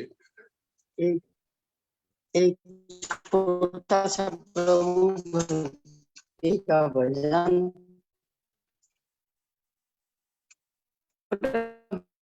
नाम के सुमिरन को मति ओम जपा करना, प्रभु नाम के सिमरन को दिल से न जुदा करना, मस्ती भरे हृदय से नित ओम जपा करना। ब्रह्मचर्य की शक्ति ही जीवन को संवारेगी, ब्रह्मचर्य की शक्ति ही जीवन को संवारेगी, भगवान की भक्ति ही भव पार उतारेगी। दुख दर्द भी सह करके दुनिया का भला करना, प्रभु नाम के सुमिरन को दिल से न जुदा करना, मस्ती भरे हृदय से नित ओम जपा करना। देवत्व का गुण मन को सरस बनाता है, देवत्व का गुण मन को सरस बनाता है, ईश्वर का भजन मन के संताप मिटाता है, नित्य संध्या हवन करके पापों से बचा लेना, प्रभु नाम के सिमरन को दिल से न जुदा करना। दुर्भाव दुरित मन में बेदार न हो जाए, दुर्भाव दुरित मन में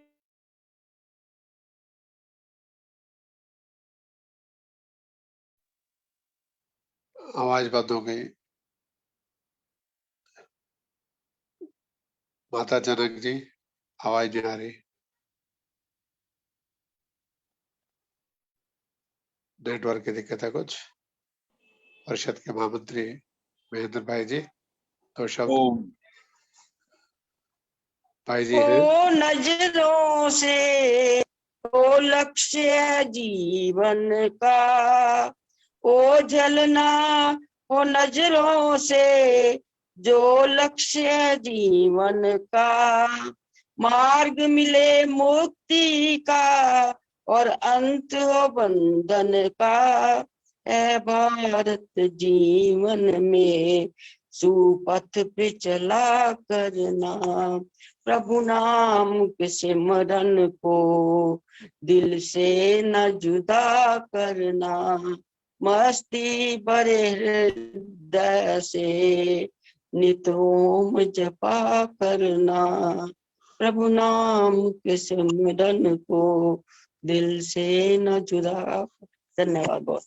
बहुत बहुत धन्यवाद माता जनक अरोड़ा जी पानीपत से। हमें परवीन जी गाजियाबाद से धन्यवाद और शांति पाठ। परसों 3 अप्रैल को शाम 5 बजे फिर मिलते हैं। आइए परवीन जी, लिंक यही रहेगा पूरा महीना। परवीन जी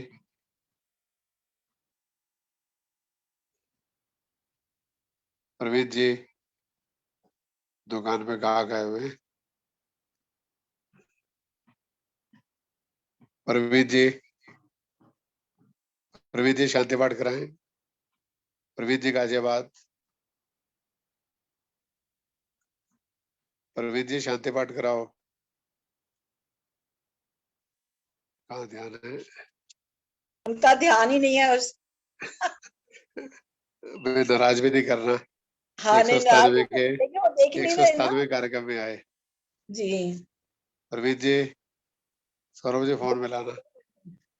मैं वो बोल देती हूँ इधर। नहीं वो सारा मीडिया का काम है। प्रवीण जी शांति पाठ कराओ। प्रवीण जी गाजियाबाद क्या शांति पाठ कराओ। अनिल जी शांति पाठ कराओ भाई। बिल्कुल। उपस्थित धर्म प्रेमी सज्जनों, मातृशक्ति, बहुत ही सुंदर कार्यक्रम चल रहा था। आप सभी का बहुत बहुत धन्यवाद और आपसे विनम्र निवेदन कि जब जब भी आपको ऐसे सुंदर आयोजनों की सूचना मिले आप इसी प्रकार अपना स्नेह बनाए रखें और शांति पाठ के साथ ये सभा यहाँ संपन्न हो। ओम द्यौ शांतिरंतरिक्षद्वं शांति पृथ्वी शांतिरापा शांतिरौषधया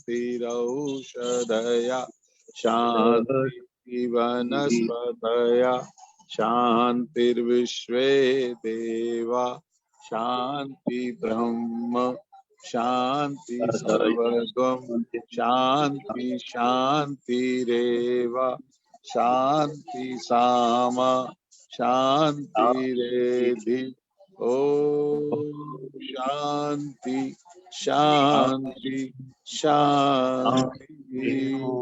जो बोले सो अभय सत्य सनातन धर्म की जय। जगत गुरु महर्षि दयानंद